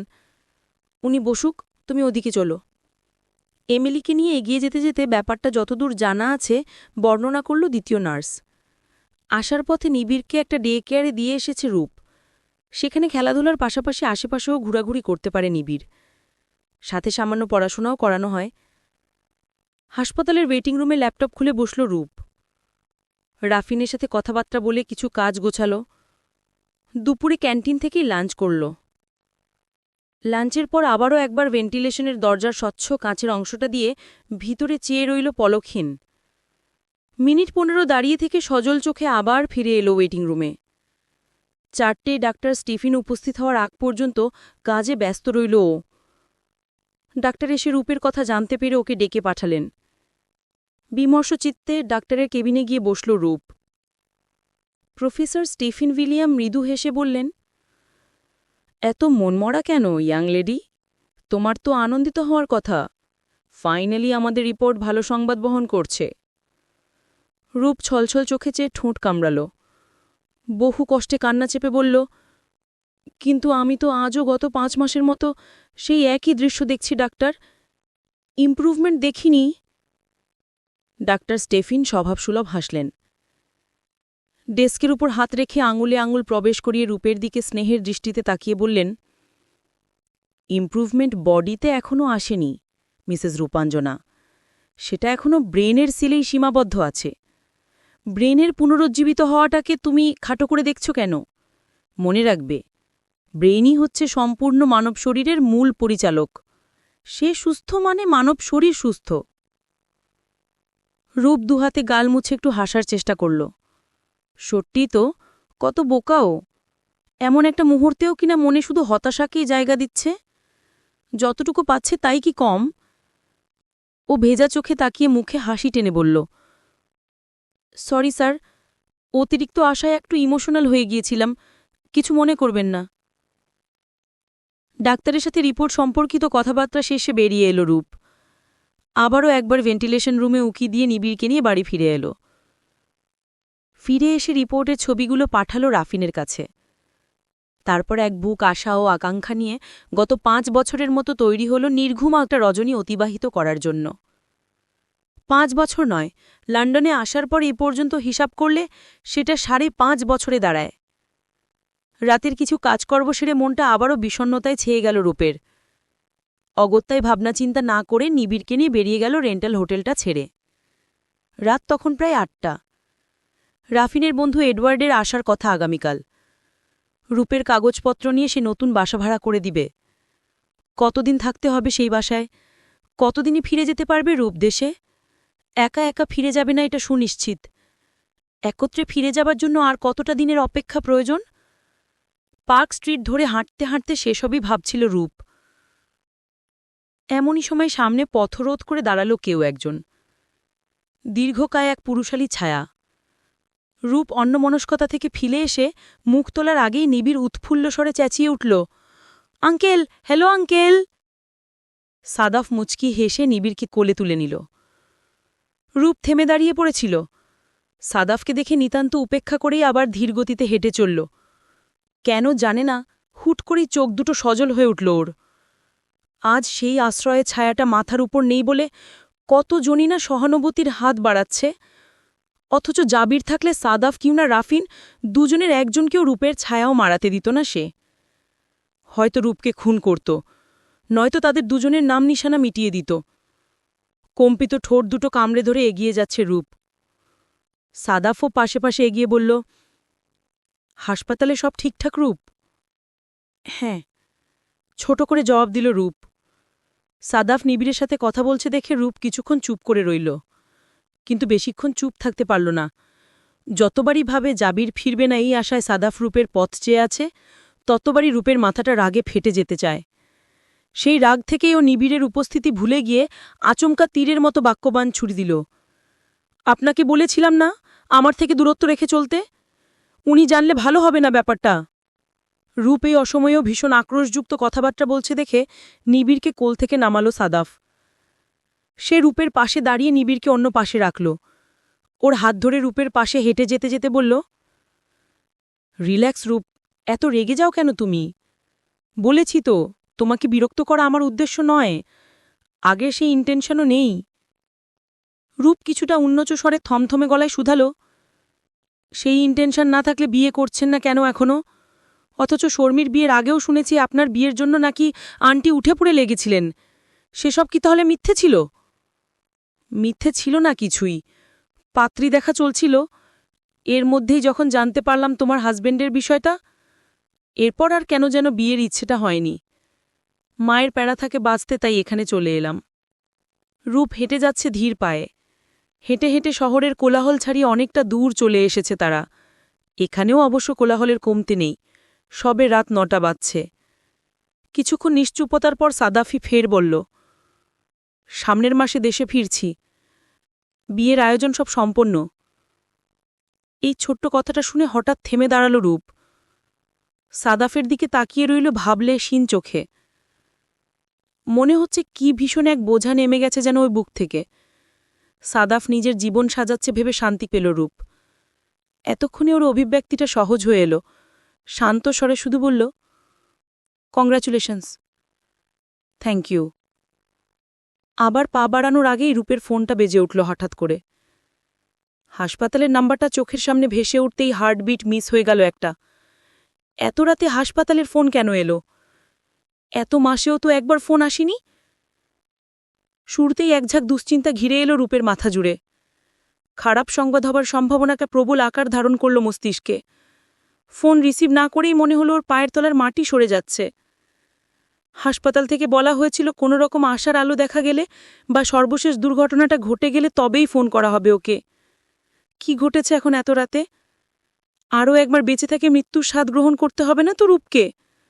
কথাগুলো ভাবতেই মাথা ঘুরে উঠল ওর। ভয় আর ফোন রিসিভ করা হলো না। টলে উঠে পড়তে গিয়েও পাশে থাকা সাদাফের বাহু আঁকড়ে ধরে বাঁচল। তাঁপা হাতে কেটে যাবার মুহূর্তে অবশেষে রিসিভ করল ফোনটা। সে প্রথম প্রেম আমার রূপাঞ্জনা, পর্ব 58। লেখিকা মেহেরুন্নিসা মিমি। রাতভর ঝিরিঝিরি তুষারপাতের পর তুষারের শুভ্র আস্তরণে ঢেকে গেছে গোটা শহর। ভোরের আলো ফুটতেই সাদা চাদরে মোড়া রাস্তাঘাট, গাছপালা আর ছাদগুলো ঝকঝক করে উঠল সকালের হালকা সোনালি রোদে। ফরেনারদের জন্য সকালের এই রোদতপ্ত ঠান্ডা বাতাসে শ্বাস নেওয়া দুষ্কর বলা চলে। টেমস নদীর ধারে তখনও হালকা কুয়াশা ভেসে বেড়াচ্ছে। নদী থেকে প্রায় 10-12 কিলোমিটার দূরত্বে ওয়ালথামস্টো শহরে রূপের বাসা। এলাকাটা বেশ জনবহুল ও সরাসরি লন্ডন শহরের অংশ। চারপাশে রেসিডেন্সিয়াল এরিয়া, মার্কেট আর শহুরের জাঁকজমক। উইপস ক্রস ইউনিভার্সিটি হাসপাতালটাও এই এলাকাতেই। রূপের বাসা থেকে 15 মিনিটের গাড়িপথ। ওয়ালথামস্টো শহরের মানুষজন মোটা কোট, মাফলার আর গ্লোভস পরে দ্রুত পা চালাচ্ছে। কারো হাতে ধোঁয়া ওঠা কফির কাপ, কারো হাতে রঙিন ছাতা। তুষারের উপর তাদের জুতোর কচমচ শব্দ দোতলার উইন্ডো থেকেও শুনতে পাচ্ছে রূপ। প্রতিদিনের মতোই ঘুম থেকে উঠে সবার আগে বেড লাগোয়া ফ্রেঞ্চ উইন্ডোটা খুলে চারদিকে নজর বুলালো ও। গত 5 মাসে বারবার দেখেও লন্ডনের সৌন্দর্য আজও ওর চোখে মলিন হয়নি। প্রতিবারই দেখতে গেলে মনে হয় এই প্রথম দেখছে। আজকের সকালটা যেন একটু নিস্তব্ধ, তবে রূপের কাছে ভীষণই প্রাণবন্ত। বাইরে প্রচণ্ড শীতের তাণ্ডব, কিন্তু এই তুষার শুভ্র ঠান্ডার মাঝেই লুকিয়ে আছে লন্ডনের চিরচেনা রূপকথার মতো সৌন্দর্য। পশ্চিমা জানালাটা খুলতেই মিষ্টি মিষ্টি রোদ এসে নাকে মুখে আছড়ে পড়ল রূপের। ঠান্ডা বাতাসে চোখ বুজে গাঢ় নিঃশ্বাস টানল ও। আজকের পরিবেশ অন্যদিনের তুলনায় ওর কাছে অতিরিক্ত সুন্দর লাগছে। এটা কি গতরাতের ফোন কলটারই অবদান? রাতে হাসপাতাল থেকে ফোন পাওয়ার সাথে সাথে তক্ষুনি ছুটে যেতে চেয়েছিল রূপ। তবে ডাক্তার স্টেফিন স্বয়ং ফোন ধরে জানিয়েছেন তক্ষুনি গেলেও ভিজিটিং আওয়ার না হওয়ায় ওয়ার্ডের ভিতরে প্রবেশের অনুমতি পাবে না রূপ। অগত্যায় সকালের অপেক্ষাই করতে হলো। রূপ প্রতিদিনের নিয়মেই নিবিড়কে জাগিয়ে দ্রুত তৈরি হলো দুজনে। আজ ব্রেকফাস্ট তৈরির ঝামেলায় গেল না, বা সেসব তৈরি করার ধৈর্যও পেল না। বাইরে খেয়ে নেওয়া যাবে অনায়াসেই। সকাল ৯টার আগেই রূপ রওনা হল লন্ডনের অখ্যাত কিন্তু বিরাট হাসপাতাল উইপস ক্রস ইউনিভার্সিটি হাসপাতালের উদ্দেশ্যে, যেখানে ট্রমা ও নিউরোলজি বিভাগে ভর্তি আছে রূপের প্রাণভোমরা আফনান জাবির চৌধুরী। ঘটনার প্রেক্ষাজান্ত হলে পিছাতে হবে দীর্ঘ ৫ বছর পূর্বের স্মৃতিতে। পরিবারের সবাই মিলে সেদিন টিভিতে সংবাদটা দেখার পর রূপের জীবনটা সেখানেই থমকে গেল। দীর্ঘ ৫ বছর পর এসে জানা যায় ঘটনাটা আদেও সেরকম ছিল না। এমিরেটস EK220 ফ্লাইট নম্বরের বিমানটা বিধ্বস্ত হয়েছিল লন্ডনের কর্নওয়াল উপকূলেই কাছেই। তবে এর ঘণ্টাদেড়েক আগেই অতিমাত্রায় বিপজ্জনক পরিস্থিতি তৈরি হওয়ায় ও ধীরে ধীরে প্লেনে আগুন ছড়িয়ে পড়ায় কিছু যাত্রী মাঝ সমুদ্রেই প্যারাশুটের মাধ্যমে ল্যান্ড করার প্রস্তুতি নেয়। অনেকে অগাধ আস্থায় বসে থাকে এই ত্রুটি বেড়ে যাওয়ার আগেই হয়তো ইংল্যান্ডের সীমানায় পৌঁছানো যাবে, অন্তত মাঝরাত্রে মাঝ সমুদ্রে ঝাঁপ দেওয়াচ্ছে এটাতে বেশি নিশ্চয়তা ছিল। কিন্তু তাদেরকে ভুল প্রমাণ করে প্যারাশুটধারী নেমে যাওয়ার ঠিক আগ মুহূর্তে ছোটখাটো একটা বিস্ফোরণ ঘটে। সেই বিস্ফোরণে জাবিরসহ যারা নাম ছিল তাদের দেহের কিছু অংশ সামান্য জ্বলে যায়। প্লেন ধীরে ধীরে সমুদ্রের কাছাকাছি নেমে আসায় কেবিন প্রেশার মোটামুটি স্বাভাবিক ছিল, যার ফলে ভেতরের যাত্রীরা শ্বাস নিতে পারছিল ঠিক, কিন্তু ধোঁয়া ও তাপ তাদের আতঙ্কিত করতে ছাড়েনি। যতটা প্রেশার ছিল বাতাসের, তাতে তারা নিজেদের সিট থেকে প্রায় ছিটকে যাওয়ার উপক্রম হচ্ছিল। ঘণ্টাখানেক পরেও যখন আর কোনো বিস্ফোরণ ঘটেনি, ভেতরের যাত্রীদের তখন নেমে যাওয়া যাত্রীদের জন্য করুণা হতে লাগল। অনিশ্চয়তার মধ্যে নেমে না গিয়ে তারা আরেকটু অপেক্ষা করলেও পারত। একে তো দূরবর্তী সমুদ্র অঞ্চলে উঠছিল বলে রাডারে প্লেনটি তেমন স্পষ্ট ছিল না, তবুও দেখা যাচ্ছিল। কিন্তু যান্ত্রিক ত্রুটি শুরু হওয়ায় ও অপরিবার্য আগুনের কারণে ট্রান্সপন্ডার বন্ধ হয়ে যায়, ফলে একসময় প্লেনটি পুরোপুরি অদৃশ্য হয়ে যায় রাডার থেকে। এয়ার ট্রাফিক কন্ট্রোলের সাথেও যোগাযোগ বিচ্ছিন্ন হয়েছে। পাইলটের দক্ষতায় ও ভাগ্যক্রমে আরও ১ ঘণ্টা উড়ল বিমান। কর্নওয়াল উপকূলের কাছে আসতেই সমস্ত আশা ভরসা চিরতরে নিভিয়ে দিয়ে আচমকা সর্বশেষ বিস্ফোরণটা ঘটল। এমনটা আশা করেনি পাইলটরা। মুহূর্তেই ছিন্নভিন্ন হয়ে সমুদ্রে ঝরে পড়ল প্লেনের টুকরো, মানুষের পোড়া মৃতদেহ। অনেকে পোড়ার পরেও জীবিত ছিল, কিন্তু মধ্যরাতে সাগর ছিল বরফের খনি। সেই হিম শীতল পানিতে পড়ে মিনিটখানেকও প্রাণ রইল না বেঁচে থাকা যাত্রীদের মধ্যে। এই সংবাদে তক্ষুনি ব্রেকিং নিউজ হয়ে সারা বিশ্ব ছড়িয়ে পড়ল, সঠিক ঘটনা কেউ জানল না। প্লেনটা ধীরে ধীরে ক্র্যাশ করেছিল সেটা বোঝা গিয়েছিল, কারণ পাইলটরা শেষবার যোগাযোগ করা বহু পরে প্লেনটার বিধ্বস্ত হবার সংবাদ কোস্টগার্ডরা দেয়। কিন্তু কেউ ঝাঁপ দিয়েছিল কিনা সে সম্পর্কে কিছু জানা যায়নি, ফলে ধারণা করা হয় প্রতিটি যাত্রীই নিহত হয়েছে। কিন্তু প্যারাশুটে অবতরণকারী কিছু যাত্রীর মধ্যে হাতে গোনা কয়েকজনই উপকূল থেকে ১ ঘণ্টার দূরত্বে থাকা দ্বীপমালা আইলস অফ স্কিলিতে নামতে পারে। তবে তাদের অবস্থাও বেগতিক ও ভয়াবহ ছিল। এর মধ্যে যে দুজনের অবস্থা সবচেয়ে ভালো ছিল তারা লন্ডন থেকে দীর্ঘ ২ বছর চিকিৎসা নেয়। পোড়া চামড়া থেকে শুরু করে ভেঙে যাওয়া হাড় ঠিক হতে সময় লেগে যায়। তাদের বিবৃতি থেকেই পরবর্তীতে জানা যায় কিছু যাত্রীর অবতরণের বিষয়টা, তবে কজন দ্বীপ পর্যন্ত পৌঁছাতে পেরেছিল তা কেউ জানে না। এই সংবাদটাও গণমাধ্যমে পুরো বিশ্বে ছড়িয়ে পড়ে।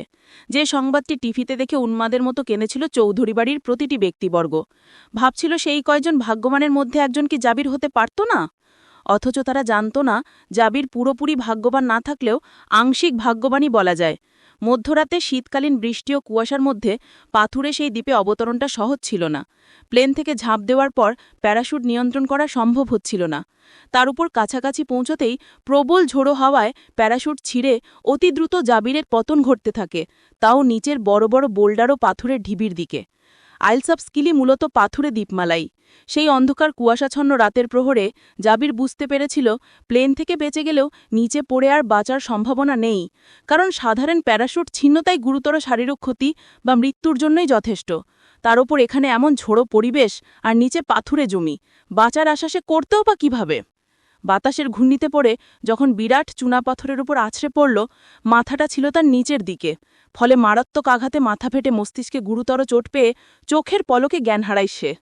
দ্রুত অচেতন হওয়ার ফলে বাকি শরীরের আঘাত খুব কম সময় অনুভব করতে পেরেছিল। হয়তো এটাও মন্দের ভালোই ছিল। আইলস অফ স্কিলির দ্বীপমালার মোট জনসংখ্যা মোটে ২০০০ থেকে ২২০০ জন। বেশিরভাগ মানুষ হোলি আইলস ছোট কিছু দ্বীপে থাকে। তাদের জীবনধারা নিরবিলিও সীমিত। আয়ের উৎস হচ্ছে মৎস্য শিকার ও পর্যটকদের আনাগোনা। জাবির যে স্থানে পতিত হয়েছিল সেটা ছিল একটা ছোট পাথুরে দ্বীপ, অর্ধ নির্জন দ্বীপ বলা যায় সেটাকে। মোটে 7-8টা পরিবারের বাস সেখানে। এরই মধ্যে একজন হলেন বৃদ্ধ মৎস্যধারী ওয়াল্টার ট্রেভর। 14 বছরের নাতনিকে নিয়ে এসে সকালে ছিপ পাতার জন্য সমুদ্রের কাছে আসছিলেন। পথমধ্যেই কোনো মানুষের দেহ উপুড় হয়ে পড়ে থাকতে দেখে দ্রুত এগিয়ে যান। প্রথমে ভেবেছিলেন দ্বীপেরই কেউ, ঝড়ের কবলে পড়েছিল। কিন্তু পোশাক আর ক্ষতবিক্ষত অবস্থা দেখে বুঝতে পারেন আসলে তা নয়। তিনি জাবিরের ঠান্ডায় শক্ত হয়ে যাওয়া দেহটা চিৎ করে নাড়ি দেখেন। ক্ষীণভাবে তখনও চলছে মানুষটার নাড়ি ও শ্বাস। পাশ থেকে নাতনি মেবেল ট্রেভরও বলে উঠল, নিশ্চয়ই কোনো জাহাজ দুর্ঘটনা হয়ে লোকটা ভাসতে ভাসতে এখানে এসেছে। ঢেউয়ের আঘাতে পাথরে আছড়ে পড়ে মাথা ফাটিয়ে ফেলেছে দেখো। ওয়াল্টারও সূক্ষ্ম চোখে পর্যবেক্ষণ করলেন। প্যারাশুটটা ছিঁড়ে সমুদ্রের সাথে বহু আগে মিলিয়ে যাওয়ায় মূল ঘটনা তারা অনুমান করতে পারলেন না। পিঠের সাথে প্যারাশুটের যে অংশটা ছিল জাবিরে সেটাও চিনতে পারেননি। তারা লোকজন ডেকে দ্রুত নিজেদের ঘরে নিয়ে হিটার জ্বালিয়ে তাপ দিলেন জাবিরকে। গরম পশমি কম্বলে ঢেকে দিলেন সারা শরীর। কপালের ক্ষত পরিষ্কার করে ওয়াল্টারই ভেষজ ওষুধ লেপে দিলেন। ঘুণক্ষরে টের পেলেন না ভেতরেই ক্ষত কত গভীর। দীর্ঘ 2 দিন 2 রাত পেরোনোর পরেও যখন বাদামি চামড়ার ছেলেটার জ্ঞান ফিরল না, তখন তারা উদ্বিগ্ন হলেন। ভীতিকর কিছু আশঙ্কা করে মূল শহর অর্থাৎ লন্ডনে খবর পাঠান। লন্ডন থেকে একটি ছোট দ্রুতগতির হেলিকপ্টার পাঠানো হলো অনবিলম্বে, কারণ দ্বীপে যানবাহন সীমিত। অভিজ্ঞ মেডিকেল টিম সাবধানে জাবিরকে ফায়ারপ্রুফ কভার ও হিটিং ব্ল্যাঙ্কেট দিয়ে ঢেকে ধীরে ধীরে হেলিকপ্টারে তোলে। যাওয়ার আগে তার চেক করে জাবিরের সারা গেহ ও পোশাক আদি। পকেটে থাকা আইডি কার্ড, বোর্ডিং পাস সহ অন্যান্য কাগজপত্র বেশিরভাগই পুড়ে গেছে। কাগজগুলো রাখা প্যান্টের সেই সাইডটা পুড়ে, শরীরও সেদিকে পুড়ে অনেকটা। হেলিকপ্টারে ওঠার সময় দ্বীপের মানুষদের বড্ড মায়া হলো। পকেটে থাকা গুরুত্বপূর্ণ নথি পুড়ে যাওয়া দেখে তারা বুঝল বিদেশি হাসপাতালে চিকিৎসা চলাকালীন জাবিরকে সঠিকভাবে শনাক্ত করা এবং পরিবারের সঙ্গে যোগাযোগ করা বেজায় কষ্টকর হবে। জরুরি চিকিৎসা ও দ্রুত পরিবহন নিশ্চিত হওয়ার পর তারা দেরি না করে লন্ডনের অখ্যাত এক হাসপাতালে পৌঁছানো হলো। সেখানে জাবিরকে নিবিড় পরিচর্যা ও ভেজেলোর ট্রমা ইউনিটে রাখা হলো। পরিচয় জানার ব্যাপারে তদন্তের ভার আইনের কাছে সোপর্দ করে অসংখ্য পরীক্ষা নিরীক্ষা চালিয়ে গেলেন ডক্টররা। সেসবের মাধ্যমেই জানা গেল পাথরের গায়ে প্রচণ্ড আঘাতের ফলে জাবিরের মস্তিষ্কের একাধিক অংশ ক্ষতিগ্রস্ত হয়েছে, যার কারণে দীর্ঘ সংজ্ঞাহীনতা বা অচেতনতায় চলে গেছে সে, অর্থাৎ সহজ ভাষায় কোমা বলা হয় যাকে। এই কোমার সাময়িকতা নির্ধারণ করা অসম্ভব। কয়েক ঘন্টা থেকে কয়েক বছরও এটা স্থায়ী হতে পারে। ডাক্তাররা পূর্ণ পর্যবেক্ষণে রাখলেন তাকে। ওদিকে ফরেন্সিক টিম ও এয়ারলাইন্স প্রতিনিধিরা চেহারা দেখে জাবিরকে শনাক্ত করতে পারল। ওয়েবসাইট থেকে জাবিরের নিজস্ব কোম্পানির মেইল বক্সে ইমেলও করে দিল। সেই ইমেল এসে পৌঁছালো জাবিরের অফিসে রূপের সহযোগিতার জন্য কর্মরত থাকা রাফিনের হাতে। ব্যাপারটা হজম করতে তার যথেষ্ট সময় লেগেছে, তবে সে খুশি হয়েছে এটা সত্য। প্রচুর ঘাটাঘাটির পর সে যখন জাবিরের বর্তমান অবস্থা জানতে পারে, খুশিটা নিমিষেই নিভে আসে তার। সে অনেকটা সময় লাগিয়ে সিদ্ধান্ত নেয় জাবিরের জ্ঞান না ফেরা পর্যন্ত বাড়িতে কাউকে জানাবে না, বিশেষ করে রূপকে। জানালে বরং উপকারের চেয়ে অপকারই বেশি হবে। কতদিনে জাবির ঠিক হবে কিংবা আদৌ ঠিক হবে কিনা তার নিশ্চয়তা নেই। কিন্তু এদিকে ঘটনা জেনে গেলে বাড়ির প্রতিটা মানুষের জীবনধারণ অসম্ভব প্রায় হয়ে পড়বে। এই কয়দিনে যতটাই মানিয়ে উঠেছে তারা, মুহূর্তেই সব তছনছ হবে আবার। জাবিরের একটা গতি না হওয়া পর্যন্ত কেউ একটা রাত ঘুমাতে পারবে কিনা সন্দেহ। তার উপর সে আছে সেই সুদূর লন্ডন। রাফিন মনস্থির করল জাবিরের ভালো বা মন্দ কোনো সংবাদ না পাওয়া পর্যন্ত ব্যাপারটা চেপে যাবে সে। এই ভেবে সমস্ত ডকুমেন্টে নিজের যোগাযোগ মাধ্যমগুলো পাঠালো সে লন্ডনে। যে কোনো তথ্য যেন শুধুমাত্র তাকেই জানানো হয়। সেই সাথে জাবিরের সঠিক চিকিৎসাও সে নিশ্চিত করল হাসপাতাল কর্তৃপক্ষের সাথে কথা বলে। শুধু তাই নয়, বিজনেস সামিটের নাম করে সে লন্ডনে গিয়ে জাবিরের সাথে মাসখানেক কাটিয়েও এসেছে। এর মধ্যে তার ন্যূনতম পরিবর্তন না হওয়ায় রাফিন ধীরে ধীরে মানসিকভাবে অবসাদগ্রস্ত হয়ে পড়ে। সে আনচান মন নিয়ে অপেক্ষা করতে থাকে সেই দিনটার, যেদিন সে জাবিরের সুস্থতার সংবাদ রূপকে দিয়ে মেয়েটার ঝরে যাওয়া জীবনটা আবার ঝলমলে হতে দেখবে। রাফিনের এই প্রত্যাশা ও অসীম অপেক্ষার মধ্য দিয়েই কেটে গেল দীর্ঘ 5টা বছর। প্রথমে সমস্তটা জেনে বিস্ময় ও রাগে বোবা হয়ে গেলেও আজ আর রাফিনের ওপর রাগ হয় না রূপের। সে হয়তো সবার ভালোই চেয়েছিল, কিন্তু জাবির যদি সুস্থ না হতো, মন্দ কিছু হয়ে যেত, তাহলে রাফিনকে ঠিকই ক্ষমার অযোগ্য রাখত রূপ। জাবিরকে শ্বাস চলাকালীন এক নজর দেখতে না দেওয়ার অপরাধে হয়তো খুনও করতে পারত তাকে, কিন্তু তেমনটা না হয় রূপ প্রতিনিয়ত শত সহস্র শুক্রিয়া জানায় সৃষ্টিকর্তাকে। জাবিরের চেতনা ফিরলেও সে জ্ঞান ফিরে চোখ মেলেনি তখনও। তার মস্তিষ্ক রেসপন্স শুরু করে উন্নতির দিকে এগোচ্ছে সংবাদটা জানতে পেরেই 5 বছরের এই দুঃসহ খবরটা আর রাফিন চেপে রাখতে পারেনি। তক্ষণই সবাইকে সহ ছুটে এসেছে লন্ডনে। কেউ জানে না জাবিরের সাথে কি হয়েছে, কিভাবে হয়েছে, শুধু জানে প্লেন ক্র্যাশের পর সে কোনোভাবে সেই দ্বীপপুঞ্জে পতিত হয়েছিল। এরপর আজ এখানে হাসপাতালের বেডে দীর্ঘ বরস যাবৎ শায়িত। চোখ দুটো মুছে সোজা হতেই দেখল ডাক্তার স্টেফেন মাত্রই সিসিইউ রুম থেকে বের হয়ে এসেছেন। তড়িঘড়ি করে উঠে দাঁড়িয়ে এগিয়ে গেল রূপ। সজল চোখে তাকিয়ে স্পষ্ট উচ্চারণে ইংরেজিতে জিজ্ঞেস করল, স্যার, গতকাল রাতে ফোন করে বলেছিলেন আমার পেশেন্টের হুঁশ ফিরেছে। সে এখন কেমন আছে? আমি কি তার সাথে দেখা করতে পারি? ডাক্তার ভদ্রলোক অমায়িক হেসে জবাব দিলেন, গত 6 মাস ধরে যেভাবে তুমি ছায়ার মতো হাসপাতালের করিডোরে হন্যে হয়ে ঘুরছ, বিধাতা তোমার স্বামীকে ভালো না রেখে পারবেন বলো?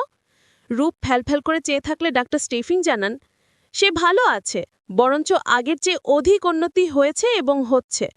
আজ রাতে সাধারণ কেবিনে শিফট করার পর তুমি দেখা করতে পারবে। তবে কথাবার্তা বলে তাকে আপাতত বিরক্ত না করারই অনুরোধ থাকবে আমার। মস্তিষ্ক আগে সবল হোক। 2 হাতে মুখ চেপে ধরে চাপা স্বরে কাঁদল রূপ। ভাঙা গলায় প্রশ্ন করল, সে কি সত্যি চোখ মেলেছে ডাক্তার? সে নড়েছে? ডাক্তার স্মিত হেসে জবাব দিলেন, সে উঠে বসেছে। He is out of danger now. বয়স্ক ডাক্তারটা রূপের মাথায় হালকা হাত হেঁকে ভরসার হেসে প্রস্থান করলেন। রূপ ছুটে গিয়ে সিসিইউ রুমের দরজার স্বচ্ছ অংশটা দিয়ে চোখ রাখল, কিন্তু জাবিরের কোনো পরিবর্তন দেখল না ও। গত 6 মাস যাবৎ যেমন অবস্থায় শায়িত দেখছে তেমনই দেখল। আজ সম্ভবত ঘুমিয়ে আছে সে। রূপ আবারও ছুটে এলো। ফিরে এসে চেয়ারে বসা নিবিড়কে দাঁড় করিয়ে ওকে জড়িয়ে ধরে হু হু করে কেঁদে উঠল। ছোট্ট নিবিড় যথেষ্ট বুঝে এই পরিস্থিতিটা। বাবাকে নিয়ে বাজে এই সিচুয়েশনটা সে অনেক আগেই বুঝতে পেরেছিল, কারণ মায়ের প্রতিটা জেগে থাকা রাতের সঙ্গীটা ছিল সেই। প্রতিবার মায়ের কান্নায় মন ভেঙে আসত তার। গত 6 মাস বারবার দোয়া করেছে বাবাকে বাঁচিয়ে বিধাতা যেন তার মাকে বাঁচার সুযোগ দেন। এবারের চোটে জাবির না বাঁচলে রূপেরও মৃত্যু নিশ্চিত, সেটা কারও বুঝতে বাকি নেই, এমনকি 5.5 বছরের নিবিড়েরও। রূপ নিবিড়কে কোলে বসিয়ে বাংলাদেশে ফোন করল। জাবিরকে দেখতে আসার মাসখানেক পর কোনো পরিবর্তন না পেয়ে বাধ্য হয়েই সবাইকে ফিরতে হয়েছে। বাড়িঘর কাজকর্ম সবই যে পড়ে রয়েছে দেশে, কিন্তু রূপ ফিরেনি। কেউ ওকে ফেরার কথা বলেওনি, বরং জাবিরের কাছে থেকে যাওয়ার সিদ্ধান্তে প্রত্যেকে ওকে সমর্থন করেছে, ভরসা দিয়েছে। রূপেরই নির্দেশে রাফিন স্বয়ং জাবিরের পাসপোর্ট সহ অন্যান্য যাবতীয় কাগজপত্র পুনরায় তৈরি করে পাঠিয়েছে ওর কাছে। একদিন যাবে, সুস্থ হবে, দেশে ফিরবে, বাড়ি যাবে, এই প্রত্যাশায় রূপে সব তৈরি করে হাতের কাছে আগলে রেখেছে। দীর্ঘ অপেক্ষার অবসান ঘটিয়ে সেই দিন বুঝিয়ে অবশেষে এসেই গেল। আর শুধু কয়েকটা ঘন্টা, তারপরেই রূপ কথা বলবে তার প্রিয় পুরুষটার সাথে। দুসুর্ঘ 5 বছরের যন্ত্রণা ভুলে আবারও রূপ ছুঁয়ে দেখবে সেই চেহারাটা, জড়িয়ে ধরবে জাবিরকে। হ্যাঁ, রূপ প্রাণ খিচে সারাশির মতো কঠিন করে আলিঙ্গন করবে জাবিরকে, যে আলিঙ্গন থেকে ইহজীবনে মুক্তি পাবেন না জাবির, কিছুতেই না। সে প্রথম প্রেম আমার, রূপাঞ্জনা। পর্ব 59। লেখিকা মেহরুন্নিসা মিমি। 2 হাত ভর্তি খাবার দাবার ট্রেতে নিয়ে কামরার সামনে এসে হঠাৎ দাঁড়িয়ে পড়ল রূপ।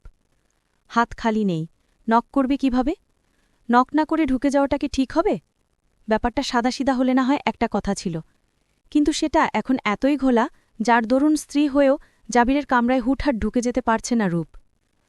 ও করিডোরের শেষ মাথায় হেঁটে গিয়ে নিজের রুমের সামনে দাঁড়াল, অর্থাৎ যেটা জাবির আর ওর বেডরুম ছিল। বিছানায় বসে ড্রয়িং করতে থাকা নিবিড়কে ডেকে বলল, একটু এদিকে এসো না পাখি, মাকে একটা কাজ করে দিয়ে যাও। মুহূর্তের ব্যবধানে নিবিড় ছুটে এলো, রূপের সাথে জাবিরের রুমের সামনে গিয়ে দাঁড়াল। রূপ ইশারা করতেই সে দরজায় টোকা দিল আলতো হাতে। রূপ ফিসফিস করে বলল, আরেকটু জোরে বাবা। নিবিড় উৎফুল্ল চোখে তাকিয়ে মাথা নাড়ল। এর পরপরই ধুম ধুম করে কিল বসাল ভেজানো দরজাটায়। রূপ প্রায় চমকে উঠল, দরজা অর্ধেক নিবিড়ের কিলেই খুলে গেছে। ও চোখ মুখ কুচকে হতাশ্বরে বলল, ওরে দুষ্টু রে। এর মধ্যেই ভেতর থেকে আওয়াজ এলো, আসতে পারো। কথাটা শুনেই নিবিড় ফিক করে একবার হেসে ছুটে চলে গেল নিজের ঘরে। রূপ হু করে শ্বাস ফেলে হেসে ফেলল, তারপর সামান্য গলা ঝেড়ে প্রবেশ করল রুমে। রুমের ভেতর ঘোলাটে অন্ধকার। জাবির লাইট বন্ধ করে শুয়ে আছে দেখে রূপ চিন্তিত হয়ে পড়ল। ও ভ্রু কুচকে আগে ট্রেগুলো স্টাডি টেবিলে রাখতে রাখতে বলল, সরি, নিবিড় দুষ্টুমি করে ওভাবে নক করেছে। তারপর লাইট জ্বালিয়ে আবার এসে দাঁড়ালো জাবিরের পাশে। সে কপালে হাত রেখে রূপের দিকেই তাকিয়েছিল। রূপ উৎকণ্ঠিত মুখে পাশে বসে কপালের হাতটা সরাল। তারপর নিজের হাতটা চেপে ধরল জাবিরের কপালে গলায়। ব্যস্ত কণ্ঠে জিজ্ঞেস করল, শরীর খারাপ লাগছে আপনার? ওকে এমন দুশ্চিন্তায় দেখে উঠে বসে ঘাড় কাত করল জাবির। ঈষৎ হেসে সে জবাব দিল, না ম্যাডাম, ভালো আছি। রূপের রাগ হল প্রচণ্ড। জাবির ওকে বলতে চাইছে না কেন কিছু। ও মুখ গম্ভীর করে বলল, মিথ্যে কথা বলছেন কেন? মাথা ব্যথা করছে না? উত্তর না দিয়ে হেসে ফেলল জাবির। তা দেখে রূপের মেজাজটা সত্যি সত্যি গরম হয়ে গেল। ও কঠিন মুখ করে বলল, আপনি কেন এমন করছেন? আমাকে না বললে কি করে বুঝব আমি? আমাকে কি পরপর লাগছে? কান খুলে শুনে রাখুন, আমি হচ্ছি আপনার বউ, দলিলকৃত, সার্টিফাইড, ভ্যালিড বউ। সার্টিফিকেট দেখবেন? বলতে বলতে রূপের গলাটা প্রখর হয়ে উঠতে দেখে জাবির ঠোঁট টিপে বিড়বিড় করে বলল, ওরে শেট। তারপর গলা ছেড়ে শান্ত সুধীর মুখ করে বলল, শোনো মিসেস বউ, অযথা দুশ্চিন্তা করো না তো। চাটা দাও, ওটা খেলেই মাথা ধরা ভালো হয়ে যাবে। রূপ নড়ল না, শীতল চাহনিতে তাকিয়ে রইল। ঠান্ডা কণ্ঠে বলল, তার মানে সত্যিই ব্যথা করছে। লুকালেন কেন আমার কাছে? শুনুন, আপনি যদি আমার সাথে এরকমই করেন তাহলে তাহলে তাহলে রাগে ডুফে কথা গুলিয়ে ফেলল রূপ। চোখে পানি এসে গেল। বিশ্বাস করতে ইচ্ছে করে না যে সারাক্ষণ ওকে হুকুমের ওপর, ধমকের ওপর রেখে নিজের কাজ আদায় করে নিত, আজ সে এহেন অসুস্থ অবস্থায় ওকে যত্ন করতে দিচ্ছে না। জাবির বুঝল রূপের ভাবভঙ্গি। সে তো চাইছিল মেয়েটা কোনোরকম দুশ্চিন্তায় না পড়ুক। এমনিতেই তার কারণে এতটা বছর ধরে কি অমানসিক যন্ত্রণাই না ভোগ করেছে। একা একা ছেলে সামলেছে, অফিস সামলেছে। সেসব ভাবলে জাবিরের ইচ্ছে করে পুরনো সব যখন মুছে পৃথিবীর সব সুখ রূপের পায়ের কাছে এনে দিতে। তাই তো সে নিজের অসুস্থতার কথা লুকালো। আর মেয়েটা কিনা ভুল বুঝে অভিমান করে বসল। জাবির হালকা করে শ্বাস ফেলে রূপের হাত দুটো মুঠোনে নিল। মাথা নুইয়ে ওর নিচু করে রাখা মুখে দৃষ্টি দিয়ে আলতস্বরে বলল, শোনো বউ, বউকে খাটিয়ে যে লোক সেবা শুশ্রূষা আদায় না করে, তার চেয়ে নির্বোধ দুনিয়াতে আর দুটো নেই। আমি সেই নির্বোধের লিস্টে পড়ি না, বুঝলে? জাস্ট তোমাকে একটু সময় দিচ্ছিলাম নিজেকে আমার আগে পিছে সেটে রাখার প্রস্তুতি নেওয়ার জন্য, এনার্জি জমানোর জন্য। আজই মাত্র জার্নি করে ফিরলে, তাই আজকের দিনটা মাফ করব ভেবেছিলাম। বাট তুমি যেহেতু স্বামী সেবায় নিজেকে উৎসর্গ না করে শান্তি পাচ্ছ না, সো আমার এত দয়া দেখিয়ে কাজ নেই। চা পরে আগে মাথা টিপে দাও, তারপর চুল টানবে, তারপর ঘুম পাড়িয়ে দিবে। ভীষণ ক্লান্ত লাগছে, বুঝলে? জাবির ধীরে স্থিরে লম্বা চওড়া বক্তব্যটা শেষ করল।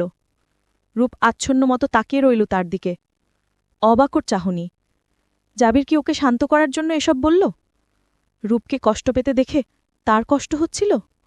মনটা ভরে গেল ওর। তপ্ত শ্বাস ফেলে ও মাথা নুইয়ে হেসে ফেলল। পরক্ষণেই মাথা তুলে কড়া গলায় বলল, আগে খেয়ে নিন, তারপর দেখছি হুকুম আকাম কতটুকু মানা যায়। রূপ উঠে সবকিছু এগিয়ে আনল জাবিরের কাছে। জাবির তেমন কিছু খেল না। কফিটা খেয়ে সে তৃপ্তি পেয়েছে বোঝা গেল। রূপের হাতের কফি পার বরাবরই পছন্দের ছিল। খাওয়া শেষে কিছু মেডিসিন খেয়ে নিল জাবির। রূপ সব গুছিয়ে উঠে যাওয়ার জন্য দাঁড়াতেই জাবির বলল, শোনো। রূপ থামল। জাবিরের মুখে তুমি ডাকটা বড্ড বেমানান ঠেকে ওর কাছে। জাবির একটু অপেক্ষার পর বলল, আসার পর থেকে খেয়াল করছি তুমি নিবিড়কে আমার কাছে ঘেঁষতে দিচ্ছ না। ব্যাপারটা কি ঠিক হচ্ছে? রূপ অবাক। তার মানে কি নিবিড়কে কাছে পাওয়ার জন্য জাবিরের অস্থির লাগছে? রূপ যে নিবিড়কে দূরে দূরে রেখেছে এটা সে লক্ষ্য করেছে? প্রশান্তিতে রূপের হৃদয়টা শীতল হয়ে গেল। ও সুধীর কণ্ঠে বলল, আপনি একটু রেস্ট নিন, অনেক সময় পরে আছে ওকে কাছে পাওয়ার। ও এলে প্রশ্ন করে করে আপনার দুর্বল মাথাটা পুরোপুরি ড্যামেজ করে দিবে।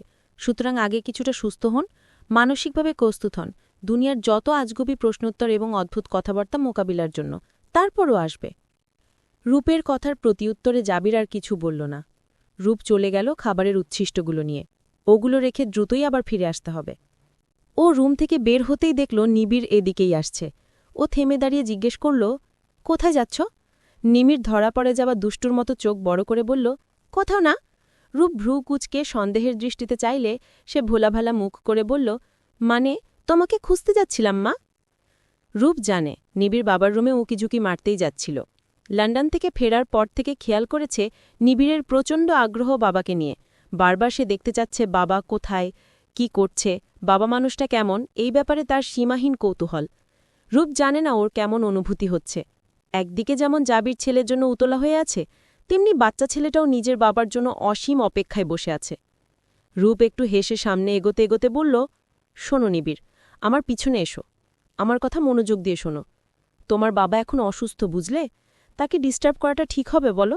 2 দিন যেতে দাও, তারপর আমি আর তোমাকে আটকাবো না, প্রমিস। নিবিড় নিচে নামতে নামতে প্রবল বেগে মাথা নেড়ে বলল, ওকে মা। রূপ নিচে নামতেই আফিয়া বেগম ওকে ঘিরে ধরলেন। চোখে মুখে উদ্বিগ্নতা ফুটিয়ে জানতে চাইলেন, জাবিরের ঘুম ভেঙেছে রূপ? ও তোমাকে চিনেছে? রূপ একটা দীর্ঘশ্বাস ফেলে ট্রেগুলো সিঙ্কে নামিয়ে রাখল। অতপর আফিয়া বেগমের দিকে ঘুরে দাঁড়িয়ে আশ্বাসের গলায় বলল, তার স্মৃতিধ্বংস হওয়াটা কোনো ভ্রম নয় মা, এটা দীর্ঘস্থায়ী মেমোরি লস।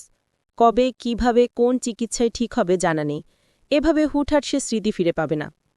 আফিয়া বেগমের চোখ ছলছলে দেখে তাকিয়ে রূপ নিজের বুকের ভার চেপে বলল, সে আমাদের সাথে আছে এইটুকুই অনেক কিছু মা, বাকিটা ভাগ্যের উপর ছেড়ে দিয়ে শান্ত থাকুন। আফিয়া বেগম চোখ মুছতেই রাজিয়া বেগম পাশ থেকে ওনার কাঁধে হাত রেখে বললেন, এরকম করছো কেন ভাবি? এত অবুঝ হচ্ছ কেন? ওর কিছু মনে নেই তো কি হয়েছে? আমাদের সাথে থাকতে থাকতেই দেখবে ধীরে ধীরে সব মনে পড়ছে। ছেলেটা যে এত বড় ট্রমা থেকে বেঁচে ফিরেছে, এই অনেক। আফিয়া বেগমও সম্মত হয়ে বললেন, ঠিক বলেছিস তুই। গত 6টা মাস কি দুঃসহই না কাটল। অবশেষে এই বাড়ির প্রাণ নিয়ে ফিরেছে জাবির। ও না ফিরলে রূপ নিবিড় কখনো ফিরত এখানে? একে একে সব ফিরিয়ে দেওয়ার জন্য সৃষ্টিকর্তার কাছে অগাধ কৃপা জানাই, আলহামদুলিল্লাহ। জাবিরের সাথে সবসময় বিচ্ছিন্ন একটা সম্পর্ক থাকলেও সে হারানোর পর আফিয়া বেগম ঠিকই পাগলপাড়া হয়ে পড়েছিলেন। শত হোক মা তিনি। সন্তান দূরে হারিয়ে যাওয়ায় তার মর্ম কঠিনভাবে উপলব্ধি করেছেন এই কয়টা বছর। তারপর গত 6 মাস সেই দিনগুলোতে ঠিকমতো খাননি, ঘুমাননি, শুধু মোনাজাতে সৃষ্টিকর্তার কাছে সব কিছুর বিনিময়ে নিজের সন্তানের প্রাণ ভিক্ষা চাইতে ব্যস্ত ছিলেন। আজ যখন জাবির ফিরল, কিন্তু মা রূপে ওনাকে চিনল না, কাউকে মনে করতে পারল না, এতে ওনার বুকের রক্তক্ষরণ কমছে না।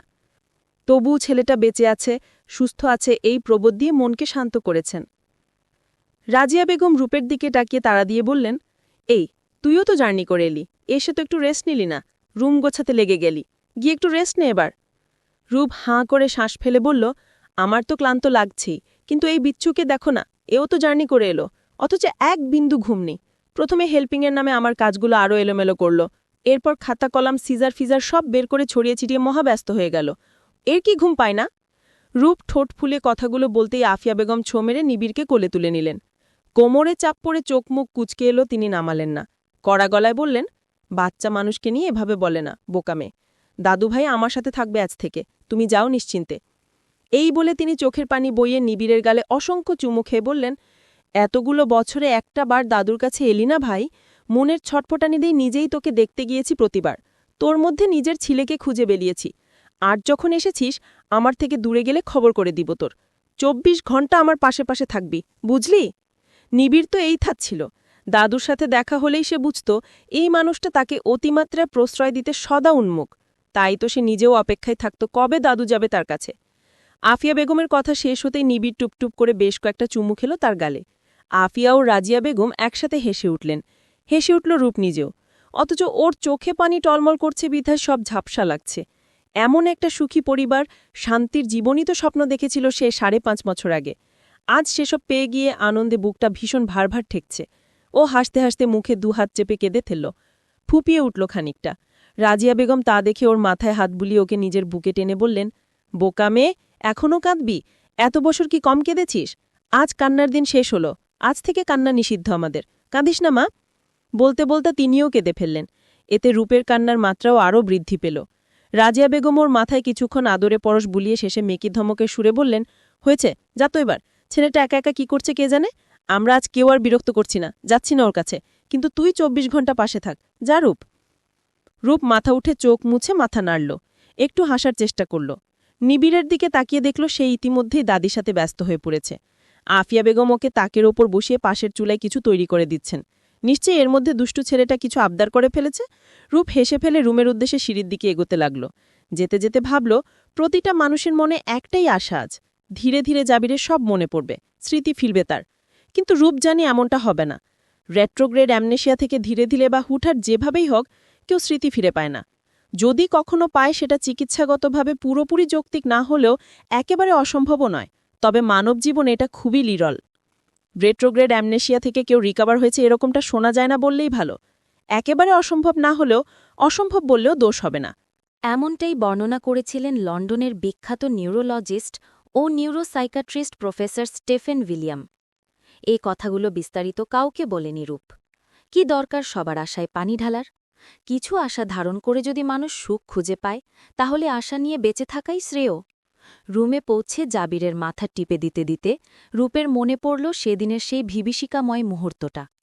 জাবিরের যেদিন জ্ঞান ফেরল, রূপ বহু প্রতীক্ষার অবসান ঘটিয়ে জাবিরের সামনে গিয়েছিল। টিস্যুর পর টিস্যু নষ্ট করে যাচ্ছিল ও চোখের পানি মুছতে মুছতে। ডাক্তারের সাহায্যে জাবির তখন উঠে বসেছে।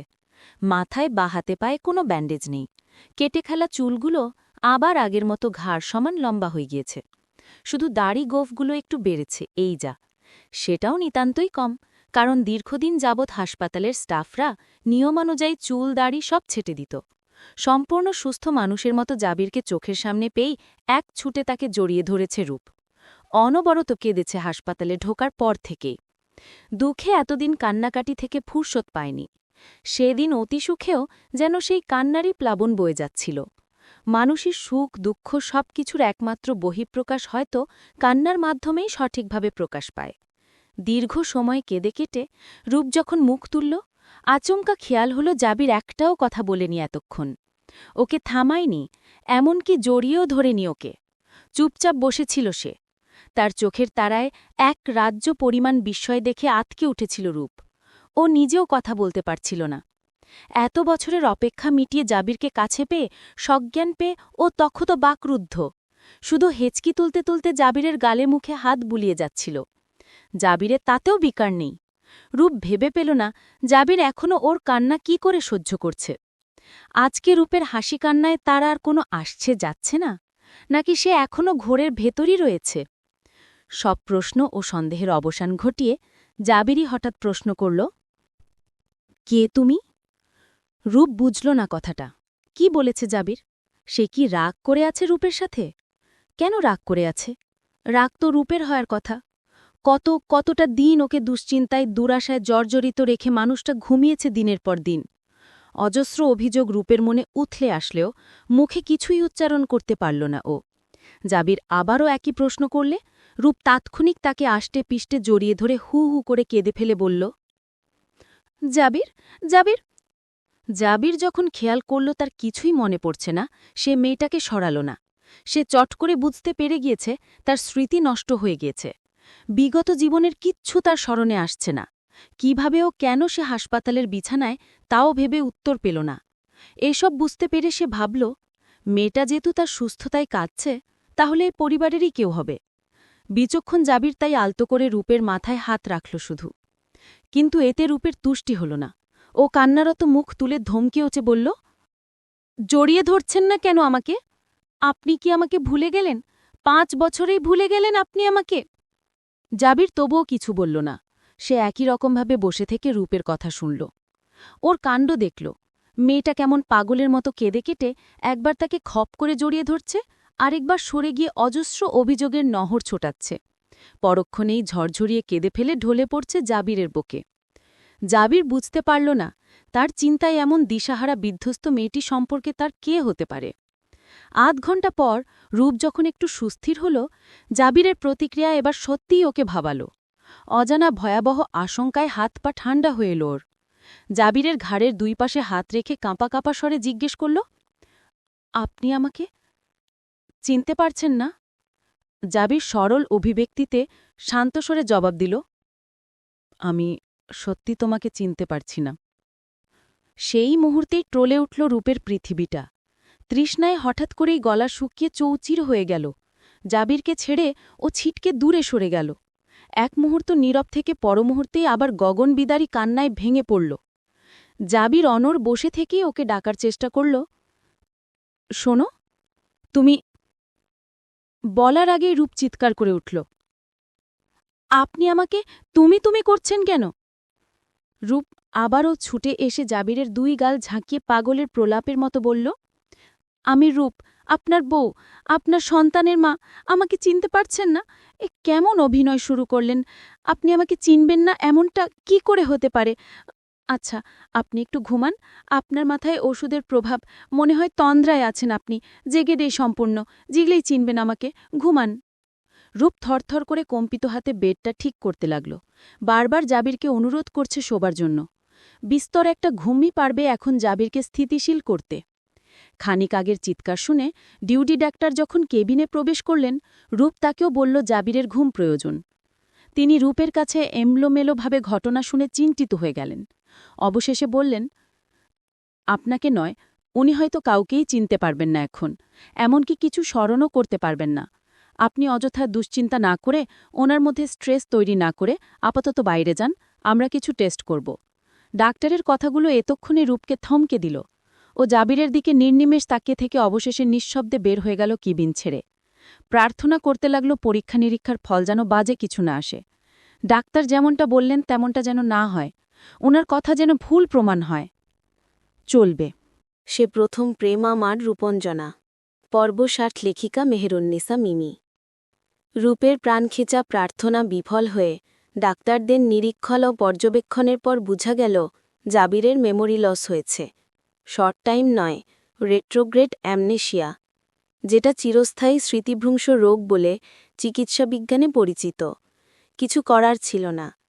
সে সময় ভগ্ন রূপকে সামলানোর মতো সুদূর সেই লন্ডনের মাটিতে আপন বলতে কেউ ছিল না। আপন বলতে শুধু নিবিড়ই পাশে ছিল। আরও একজন যে ছিল, সে ওকে চিনতে অস্বীকার করেছে, তবে ওকে সরিয়ে দেয়নি, রাগ হয়নি। এই ব্যাপারটাই রূপের মনে সাহসের উদ্রেক করে। ও বিলম্ব না করে সুযোগ পেতেই সবার আগে নিজের পরিচয়, নিবিড়ের পরিচয় দিল জাবিরের কাছে। জাবিরকে জাবিরের নিজের আইডেন্টিটিও জানালো। সব শুনেও জাবির তেমন কোনো প্রতিক্রিয়া দেখায়নি। সে শান্ত থেকেছে। হয়তো প্রতিক্রিয়া করার মতো মানসিক অবস্থাই ছিল না তার, কারণ সেই পরিস্থিতিটা তার নিজের জন্যেও অচেনা ছিল। রূপ কান্নায় ভেঙে আবার জাবিরকে জড়িয়ে ধরতে গিয়েও শেষ পর্যন্ত আর ধরল না। জাবিরের নির্লিপ্ততা কিছুতেই সহ্য হচ্ছিল না ওর। সেদিন হাসপাতাল থেকে নিজের হোটেলে ফিরে পরপর ২ দিন ঘরবন্দি থেকেছে রূপ। নিজেকে যথাসাধ্য বুঝিয়ে শান্ত করেছে। ব্যাপারটা মানিয়ে নিতে ওর বেশ সময় লেগেছিল। বাড়িতে ফোন করে জানিয়েছে আংশিক ঘটনা। মাসখানেক পর যখন জাবিরের রিলিজের সময় এলো, সেদিনেরই টিকিট কেটে রেখেছিল রূপ। এই ১ মাসেও জাবিরকে আদ্যবান্ত সৎ বলেছে। নিজেদের বিয়ের আগ থেকে জাবিরের ইউএস যাওয়ার দিন পর্যন্ত যা যা বিশেষভাবে উল্লেখযোগ্য ছিল সব তাকে অবগত করেছে। এরপর হাসপাতাল থেকে কোথাও বিরতি না নিয়ে সোজা দেশে ফিরে এসেছে। চলে এসেছে চৌধুরী বাড়ির প্রাণকে নিয়ে আবারও চৌধুরী বাড়িতে। আসার পরপরই জাবিরের ঘরটা গুছিয়ে দিচ্ছিল ও। ৫ বছর ধরে বন্ধ ছিল এই ঘর। দোতলার সবচেয়ে বড় রুম, ওদের বেডরুম। জাবিরকে সবকিছু গুছিয়ে দিতেই সে জিজ্ঞেস করল, এটা আমাদের ঘর ছিল? রূপ জানে না সেই প্রশ্নটা কেন করেছে, তবে যে উত্তরটা ও দিবে সেটা জাবির এই প্রশ্ন না করলেও ও বলতো। রূপ কাজ শেষ করে বলল, হ্যাঁ, আপাতত আপনি এখানে থাকুন। আমি আর নিবিড় আমার আগের রুমটাতে থাকব। আপনার কিছুদিন নিরিবিলি পরিবেশে থাকা প্রয়োজন। আমরা দুজন থাকলে আপনার বিশ্রামে ব্যাঘাত হবে। শুধু এজন্যই নয়, রূপের প্রচুর লজ্জাও লাগছিল জাবিরের সাথে থাকতে। এ কথাটা জাবির বুঝল কিনা জানে না রূপ। বুঝার তো কথা। জাবির খুব বুদ্ধিমান, বিচক্ষণ। সূক্ষ্মভাবে সবকিছু পর্যবেক্ষণ করা তার স্বভাব। রূপ দীর্ঘশ্বাস ফেলে ভাবল, যাকে জড়িয়ে না ধরলে একসময় ঘুম হতো না, আজ তার কাছাকাছি ঘিসতেও লজ্জা ঘিরে ধরছে কেন? জাবিরের কাছে ওর পরিচয় নতুন বলে? ওরা কি আবার বিয়ের আগের মতো সেই লুকোচুরির চক্রে পড়ে গেল? রূপ জাবিরকে রেস্ট নিতে বলে ফিরে যেতে উদ্যত হলে জাবির হঠাৎ বলল, যেহেতু তোমার এই রুমটাতে থাকার অভ্যাস ছিল, সো তুমি এখানে থাকো, আমি তোমার ঘরে যাচ্ছি। রূপ হতবাক হয়ে তাকিয়ে থাকতে থাকতে জাবির চলেও গেল। রূপের রুমটাও আসার আগেই বলে কয়ে রেডি রেখেছিল। সে ঘরে থাকার পরিকল্পনা ওর আগে থেকেই। চিন্তাভাবনা থেকে বের হয়ে জাবিরের বন্ধ চোখ দুটোতে তাকালো রূপ। শক্ত টানে চুলগুলো নাড়াচাড়া করতে করতে দীর্ঘশ্বাস ফেলে রূপ বলল, আজ এখানে চলে এসেছেন বাধা দেওয়ার সুযোগ পাইনি। কাল থেকে নিজের রুমেই থাকবেন আপনি। আমি ঠিকঠাকভাবে গুছিয়ে রেখেছি। কাবার্ডে কাপড়ও সব নতুন তুলেছি, আসার আগে আগেই কিনে রাখা। রূপের কোমল আঙুলগুলো জাবিরের কপালের উপর বিচরণ করছিল, কখনো বা ঘন চুলের ভাঁজে। সে চোখ মেলে তাকাতেই রূপের নিচু মুখটা নজরে এলো। রূপ তার বালিশের কাছে হেলে এসে মাথা টিপছে। জাবির ঘুম ঘুম ভারী স্বরে বলল, রূপ, রুমের লাইটটা অন করে দিয়ে এসো। দরজা ভাজানো অন্ধকার ঘরে রূপবতী বউ এত কাজ ঘেঁষে আছে, অসুস্থতার মধ্যে আরও অসুস্থ হচ্ছি আমি। জাবিরে লাগামহীন হেন কথা শুনে চমকে উঠল রূপ। তড়িঘড়ি করে সোজা হয়ে বসল। শুকনো ঢোক গিলে ভাবল, লোকটা আজও সেই ঠোঁটকাটাই রয়ে গেছে। রূপ উঠতে গিয়েও আবার বসে পড়ে বলল, লাইটটা অন করলে তো আপনার ব্যথা কমবে না। আচ্ছা, এক কাজ করি, আমি চলে যাই, আপনি ঘুমান। রূপ উঠতে গিয়েও আবার বসে পড়ল। মিনমিন করে অসহায় গলায় বলল, যদি রাতে আপনার কিছু প্রয়োজন হলো, যদি শরীর খারাপ হলো। জাবির অন্ধকারে রূপের দিকে তাকিয়ে আছে। তার ভার ভার চোখের কোণে নীরব হাসি। আবছা অন্ধকারেও সে মেয়েটার গোমরা মুখটা কল্পনা করতে পারছিল। জাবিরের উত্তর না পেয়ে রূপ মুখ মলিন করে উঠে দাঁড়ালো। সাথে সাথেই হাতে টান পড়ল ওর। জাবির হাত টেনে ধরে আবার বসিয়েছে ওকে। সে হাত না ছেড়ে নিখাত ভারী গলায় বলল, থেকে যাও তাহলে। সত্যি সত্যি শরীর খারাপ লাগলে আমার একটা বউয়ের ভীষণ প্রয়োজন হবে। জাবিরের নিচু আওয়াজের কথাটা শুনে রূপ আবার আস্তে করে ঢোক গিলল। ও সঠিক বুঝতে পারল না জাবির কথাটা সিরিয়াসলি অসুস্থতা প্রসঙ্গেই বলেছে, নাকি ঘুরিয়ে পেঁচিয়ে অন্য কিছু বুঝিয়েছে। জাবিরের অনুরোধে রূপকে থাকতেই হলো। অনুরোধ বলা চলে না, বরং জবরদস্তি বলা যায়। কারণ কথাটা বলার পর রূপের হাত তো ছাড়েইনি, বরং আরও শক্ত করে চেপে ধরেছিল। রূপ রাজি না হওয়া পর্যন্ত সে ছাড়েনি। জাবির যতক্ষণ সজাগ রইল, রূপ শুল না। জাবিরের মাথায় হাত বুলিয়ে ঘুম পাড়িয়ে দিল। সে ঘুমিয়েছে নিশ্চিত হওয়ার পর অতি সন্তর্পণে একটু দূরত্ব রেখে শুয়েছে। সারাদিনের জার্নি ও কাজকর্মের পর বিছানায় পিঠ ঠেকাতেই রাজ্য ঘুম ভরে এলো চোখের পাতায়।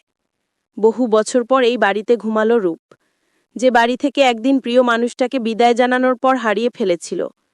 যে বাড়ির চার দেওয়ালে বন্দি থেকে দিনরাত কেঁদেছিল ও। ভেবেছিল এই ঘর, এই স্থান কখনো পুনরুজ্জীবিত হবে না। কিন্তু ভাগ্য ওর সহায় ছিল। মাঝরাতে কোনো কিছু গায়ে চেপে আসায় ঘুমের ঘোরে রূপ বিড়বিড় করল, উফ নিবিড়, সরো বাবা। কিন্তু পরক্ষণে বুকের নিচে হাত রেখে যখন টের পেল সেখানে জড়িয়ে রাখা হাতটা কোনো বাচ্চার হাত নয়, বরং শক্তপোক্ত পুরুষালী হাতের বাঁধনে বন্দি। ঘুম ভেঙে গেল রূপের। ঘুরতে চেয়েও নড়তে পারল না। জাবির ওর ঘাড়ের কাছে মুখ গুজে আষ্টে পৃষ্ঠে জড়িয়ে ধরে ঘুমাচ্ছে। রূপের মনে হল জাবিরের এই ঘুম বড্ড প্রশান্তির ঘুম। জাবিরের অবচেতন মন কি এই 5টা বছরে অবচেতনভাবেও একটাবার রূপের জন্য হাহাকার করেনি? নিশ্চয় করেছে। অন্তত কোনো কিছু শূন্যতা তো তার বুকে ঠিকই অনুভব করিয়েছে। রূপ আর নড়ল না। জাবিরের হাতের ওপর রেখে নিজেও ঘুমিয়ে পড়ল পরম আবেশে। এবারের ঘুমটা ওর আরও ভালো হবে নির্ঘাত। কত বছর, কত ঘণ্টা মিনিট সুদীর্ঘ দিবস রজনে নির্ঘুম পেরিয়ে আসার পর আজ আবারও প্রশান্ত মন নিয়ে শান্তিতে ঘুমাবে রূপ। এই হিসেব কি জাবির উপলব্ধি করতে পারবে? সকাল সকালই রূপ জাবিরকে তার নিজের রুমে শিফট করে দিয়েছে। এরপর নাস্তা আনতে নিচে নামল। এর মধ্যে আফিয়া বেগম আর রাজিয়া বেগম জাবিরের কাছে গেলেন। কাল আসার পর থেকে এ পর্যন্ত কেউ বিরক্ত করেনি তাকে। উনাদের সাথে ইশতিয়াক ও শফিক চৌধুরীও গেলেন, সাথে রাফিনও। শর্মিরও আজ আসার কথা। সবাই মিলে কথাবার্তা বলার পর পুরুষেরা চলে গেল। রূপ নাস্তা নিয়ে এসে রুমে শুধু আফিয়া ও রাজিয়া বেগমকে দেখতে পেল। আফিয়া বেগম কান্নারত অবস্থায় জাবিরের মাথায় হাত বুলিয়ে বলছেন, তোর আমাকে মনে পড়ছে না বাবা? তুই আমাকে চিনছিস না? এ কথা শুনেই রূপ দরজা থেকে আচমকা ডেকে উঠল, মা! রূপকে দেখে জাবির স্বস্তি পেল। সে কাউকেই চিনছে না, এটা বারবার বলতে মোটেও ভালো লাগছিল না তার। রূপ এসে বাছিয়ে দেওয়ায় মনে মনে ধন্যবাদ জানালো তার অপরিচিত বউটাকে। রূপ ঘরে ঢুকে বলল, এসব কথা ওনার মাথায় প্রেশার ক্রিয়েট করতে পারে মা। আফিয়া বেগম চোখ মুছে তপ্ত স্বরে বললেন, সরি রে মা। তারপর উঠে দাঁড়িয়ে জাবিরের মাথায় হাত বুলিয়ে বললেন, তুই এসব নিয়ে ভাবিস না বাবা, আমরা কেউ আর জিজ্ঞেসও করব না। তুই শুধু রেস্ট নে, নিরবিচ্ছিন্ন রেস্ট, কোনো কিছু নিয়ে টেনশন করবি না। রাজিয়া বেগমও জাবিরের মাথায় হাত বুলিয়ে দুজনে মিলে চলে গেলেন। রূপ পিছন থেকে ডেকে বলল, দরজাটা চাপিয়ে দিয়ে যেও খালামণি, এসি অন করব। ওনারা যেতেই রূপ জাবিরের সামনে চেয়ারে বসে পাউরুটিতে জেলি মাখাতে মাখাতে বলল, ওনাদের কথায় হাইপার হবেন না, মাথায় চাপ নেবেন না। মা তো বুঝতেই পারছেন, সন্তানের জন্য একটু বেশি টেনশন করবে, এটাই স্বাভাবিক। জাবির সামান্য ভ্রু কুচকে কৌতূহলী স্বরে বলল, তা না হয় বুঝলাম, কিন্তু একটা কথা বলো তো, আমার চাচিকে তুমি খালামণি ডাকলে কেন? সম্পর্কে তো সে তোমার চাচিই হওয়ার কথা। রূপ হাতের কাজ রেখে অবাক হয়ে তাকাল জাবিরের দিকে। কিছুক্ষণ তাকিয়ে থেকে শুকনো গলায় বলল, হাসপাতালে আপনাকে সব বলেছিলাম, মনে নেই? আপনার চাচি আমার খালা হয়, আর খালা হয় বলেই তো আমাদের বিয়ের আগে থেকে আমি এ বাড়িতে থেকেছি পড়াশোনার জন্য। কোনো সম্পর্ক না থাকলে কিভাবে থেকেছি? জাবির আনমনা হয়ে মনে করার চেষ্টা চালাল। কিছুক্ষণ চুপ থেকে বলল, হ্যাঁ, এখন মনে পড়েছে, তখন ভুলে গিয়েছিলাম, কেন বুঝতে পারছি না। রূপ চাপা শ্বাস ফেলে হাসতে চেষ্টা করে বলল, থাক, এত চাপ নিতে হবে না, মনে না থাকলে নেই, কোনো বড় ব্যাপার নয়। দুজনে একসাথে নাস্তা করার পর রূপ ল্যাপটপ নিয়ে বসল। গত 6 মাস ধরে অফিসে যাচ্ছে না ও।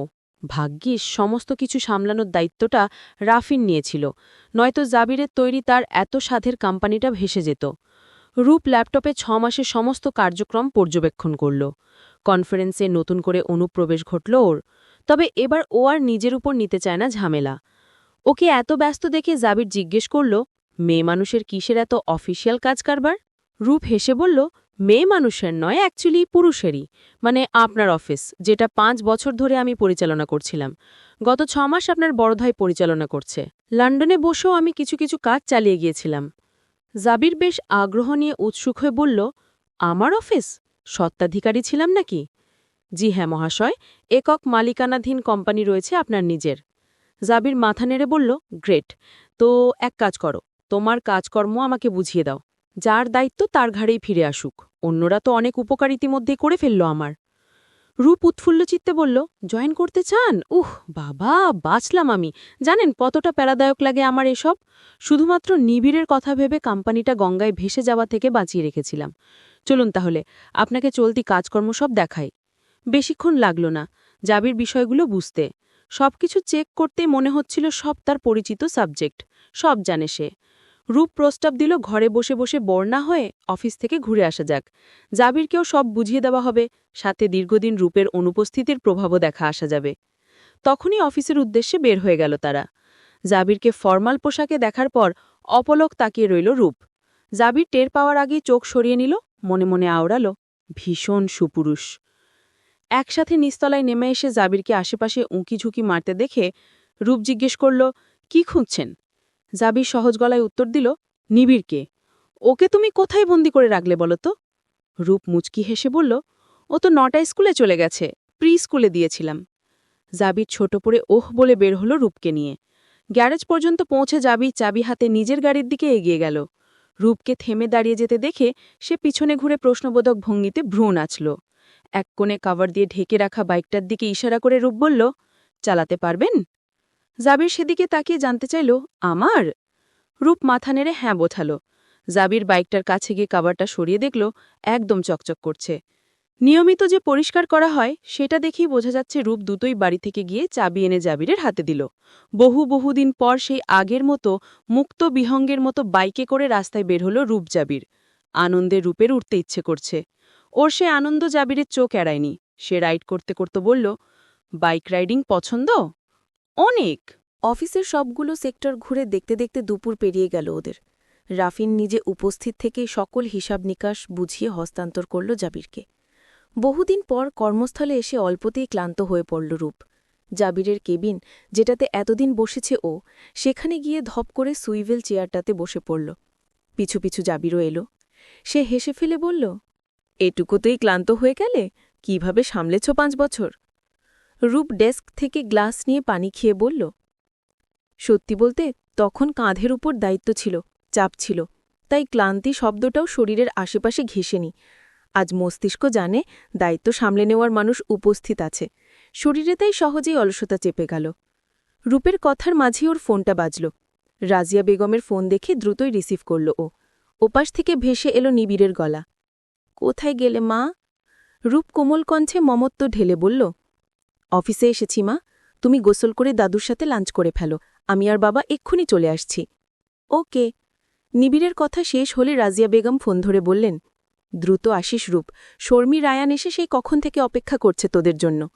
রূপ সায় জানিয়ে ফোন রাখল।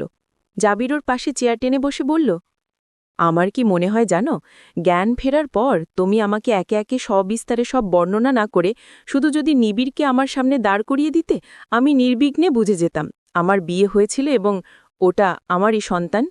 রূপ হেসে ফেলল জাবিরের কথা শুনে। এ কথা সবাই বলে, জাবিরের সাথে নিবিড়ের চেহারার ৯৮% সামঞ্জস্য রয়েছে। কাজ সমাপ্ত করে বাড়ি ফেরার পর শর্মীকে দেখি ঝাপটে ধরল রূপ। হুট করে কেন যেন কান্না পেয়ে গেল ওর। মনে পড়ে গেল অতীতের বিষাদময় দিনগুলো। শর্মী কতই না সঙ্গী দিয়েছে সে সময়। একজন সুসময়ের সাথী হিসেবে সর্বদা পাশে ছিল রূপের। ওকে ছেড়ে শর্মী ভেজা চোখে এক ছুটে গিয়ে জড়িয়ে ধরল জাবিরকে। কান্না ভেজা স্বরে উচ্চারণ করল, ভাইয়া। মেয়েটাকে অচেনা লাগলেও তার এই আর্তনাদের ডাক জাবিরের অন্তর নাড়িয়ে দিল। যদিও পথে আসতে আসতে শর্মী সম্পর্কে সবকিছু আরেকবার বলেছে রূপ জাবিরকে, তবুও শর্মী জড়িয়ে ধরতেই জাবির সহসায় রূপের দিকে তাকালো। রূপ চোখের ইশারায় বোঝাল ক্রন্দনরত বোনকে সান্ত্বনা দেওয়ার কথা।